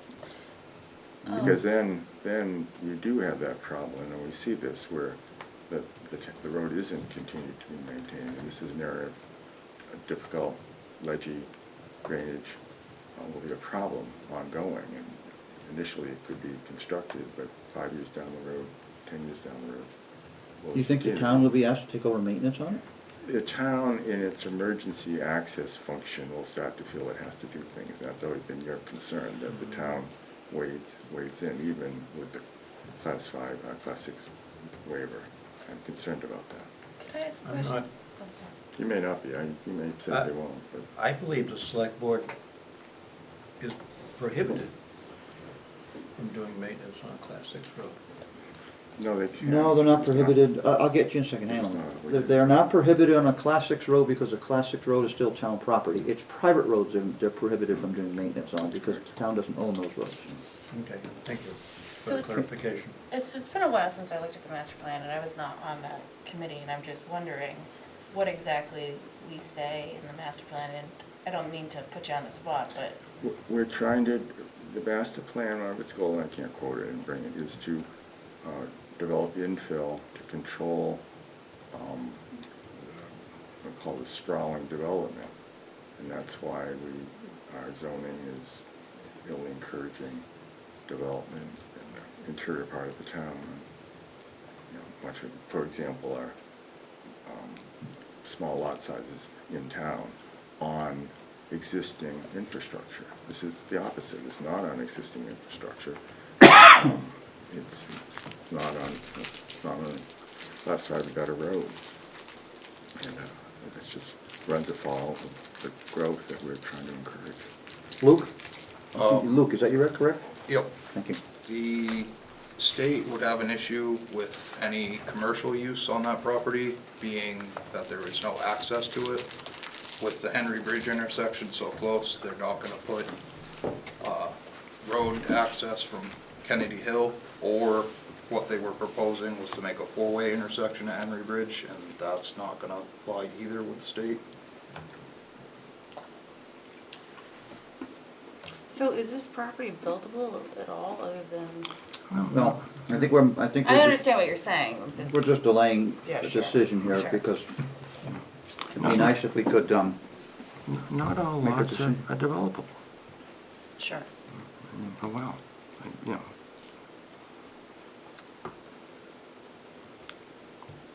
Well, I've made a motion, but you. Jim made a motion That we to, did not that we do not recommend it. recommend this to Board of Selectmen. I don't have a second at this time. I will second it. Any discussion on the motion? What was the language of the motion again? Sorry. Do you have it? Yeah, can you read That- it back? I don't have the full thing. Well, that it's contrary to the planning goals that we've established in the master plan. And as a general policy, we are not encouraging development of Class 6 roads. I don't know we've ever recommended a Class 6 road. No. Or we've either not commented or we have Yeah. said we don't recommend it. Usually they come up on the private roads, and there we look to whether there's existing development, the condition of the roads. But I don't recall on a Class 6 road, but maybe you, Joanne, do. No, Joanne, do you I don't. recall? I don't It's recall we've ever usually- recommended on a Class 6 road. It's usually the roads up on the mountain, The private roads. but What, the paper roads you're talking about or the Yeah. private roads? Yeah, well, no, they're, I don't even know what the status of I don't know those if they are either. Yeah. I think they're considered Class 6. Yeah. But it's a developed area. What is, Mhm. which On- area? are you Around talking around the lake, about? Back, what is it? Mountain base. Mountain Yeah, Base, Thank you. Mountain Base Pond. Yeah, I Yeah. guess some of those are Class 6 roads. Yeah, they're class 6. All right, well, we have a motion and a second, and any more discussion on the motion? Seeing none, I'll call for a vote. Those in favor of the motion to comment to the Board of Selectmen that we do not recommend, say aye. Aye. Aye. Aye. Opposed? No, Dave's opposed. I'm opposed. So folks, we are going, What was the vote? 3-1. We are going to, not recommend to the Board of Selectmen, but that doesn't mean that they won't grant you permission to do it anyway. So, good luck. Thank you. Thank you for your time. Thank you very much. Yeah, have a good night. I have one small thing for the board to discuss tonight, very briefly. I have been an advocate for people who live across from projects we approve where I have headlight wash issues. And I would like Joanne to pull the plan for the Z1 Express out at the end of, is that Z1 Express? Is that what that is, at the end of Goffstown Back Road? The, yeah, Mega, the, what is it, Z1 or? the gas station? Yeah. It's Z1. So I'd like you to pull that plan, Joanne, and see what our conditions of approval were regarding screening for the residents who live across the street for headlight wash. Because like every time I go by it and I see those 14-inch plants growing, I am annoyed that I didn't do more at the time. Well, I guess the sports dome went up today. Went up today? Oh, good, glad to hear And that. they're complaining about that, never mind. Who's complaining about Glaring. it? Who's complaining about it? Residents. Of butters. Oh, well, they had a chance to come. I mean, I think it was just such a shock to them. Well, So, it's huge. I don't know how the rest of the board members feel, but I think if we set a standard, we need to make our applicants adhere to the standard we set. Yeah. We do take neighbors into consideration, especially when it's 10 o'clock at night and they're in their house watching TV and the headlights are going across their rooms Yeah. from across the street. Particularly where the applicant made some specific, if I recall, Where are the- representations.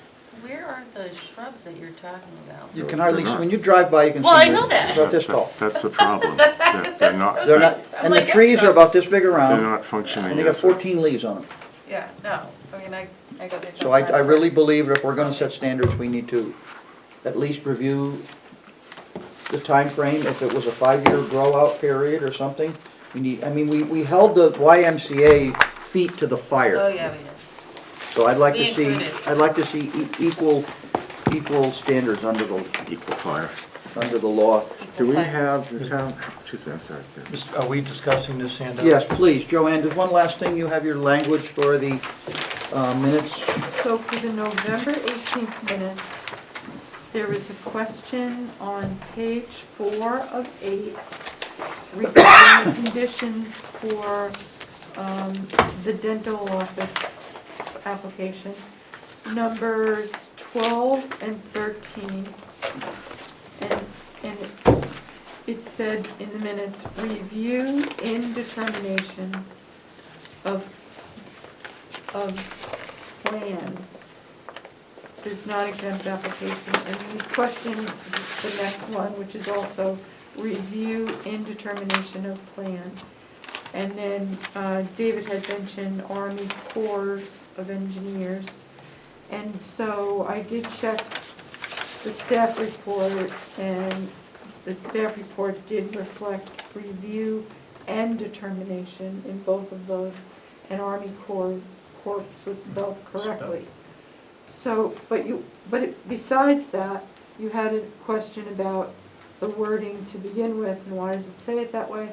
And I looked back at very old very old not staff reports, notice of decisions, and the language was completely different. Then I kept moving forward, and before I got here, the wording was review and determination, so I just continued it on.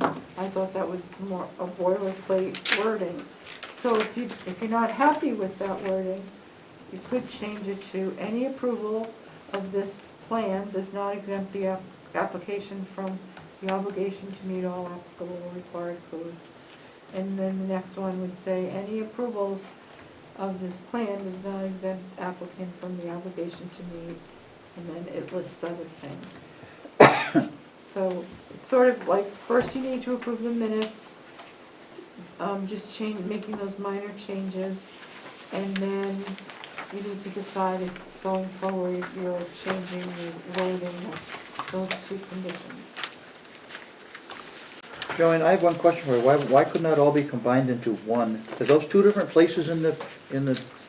Well, one kind of is more considering outside of our realm, state, federal, Yeah, and utilities. And then the other one is required codes of the town, building, electrical, health, safety, fire. I don't know why they're this way. They were I this think we way when I came typically here. see them in two different situations. Yeah, sometimes they're not used at all, depends on what you're thank you, Eric, for approving. coming tonight. Good Me night. too. You too. Well, So, what's the decision here by the board so we can go home? Well, I move that I don't know if we can can't amend the approval that we granted, but For future. going forward, we use this For future. this wording instead. we can, send a corrected notice of decision. Well, let's do that, because what this wording that you had is just nonsensical. Is that part of your motion? I'm just wondering if Yeah. I should be abstaining because I wasn't at the meeting. Doesn't mean you can't comment on wording on a, Sure, on a document. yeah, that's true. I move that we amend the conditions of approval as Joanne stated and reflect in the minutes that we have today that we have done that. Is this a motion, Jim? That's a motion. So motion to, what did you say? He said to send a corrected notice of decision. Yeah, to amend the conditions of the correction I'm not gonna write down. and reflect in We the won't know in minutes. 20 No, years. okay. I'm a second. All right, so it's motion's been made and seconded. Any discussion on the motion? All those in favor say aye. Aye. Opposed? Abstentions? Did you vote? Okay. She voted in favor. So the next motion would be approval of the November 18th meeting with those corrections? I don't know that we can change the minutes retroactively, but I just move that we approve the minutes with the, As is. as is, because we, in this meeting, we amended the conditions. So is there a motion to approve the minutes from November 18th, Joanne? Is that the right date? November Yes, 18th? November 18th. Motion to approve, does somebody make that motion? I move. Jim made the motion to approve the minutes of November 18th and seconded by Dave. Excuse me, before you vote, the language is, from my staff report, is correct. It just got transcribed Oh, incorrectly. well then I move that we amend the minutes to reflect the Okay, staff report. okay. Make that So correction in the Jim's minutes. made an amendment to his motion. Yes, I agree. Dave seconded the amended motion. Any discussion? All those in favor say aye. Aye. Aye, opposed, abstentions? It Abstaining. passes. One abstention. And then you have minutes of December 9th. That were emailed to us, so Yeah. do we defer? So let's action? defer them to the next meeting until Okay. everybody has a chance to read them. Other board members aren't here, they can read them if they want to make changes. Okay. And then do you want to, in going forward, use this amended wording for these two conditions? Yes. Yes, that's why you amended them. Okay. Yes, that was in his first motion. Oh, I'm Going sorry. forward to We'll use just- that wording. We'll I just- thought- That actually was in Jim's motion, I remember now. Okay. So that was a made a motion that was approved, Joanne. Okay. Anybody got any other issues for the board tonight? No, motion to adjourn. Okay, motion to adjourn by Karen, seconded by David? David. Any discussion on going home? Seeing none, Oh, wait, I can- all those in favor say aye. Aye. Opposed, abstentions, motion passes. Thank you, GTV. Oh, you got more, Joanne? I want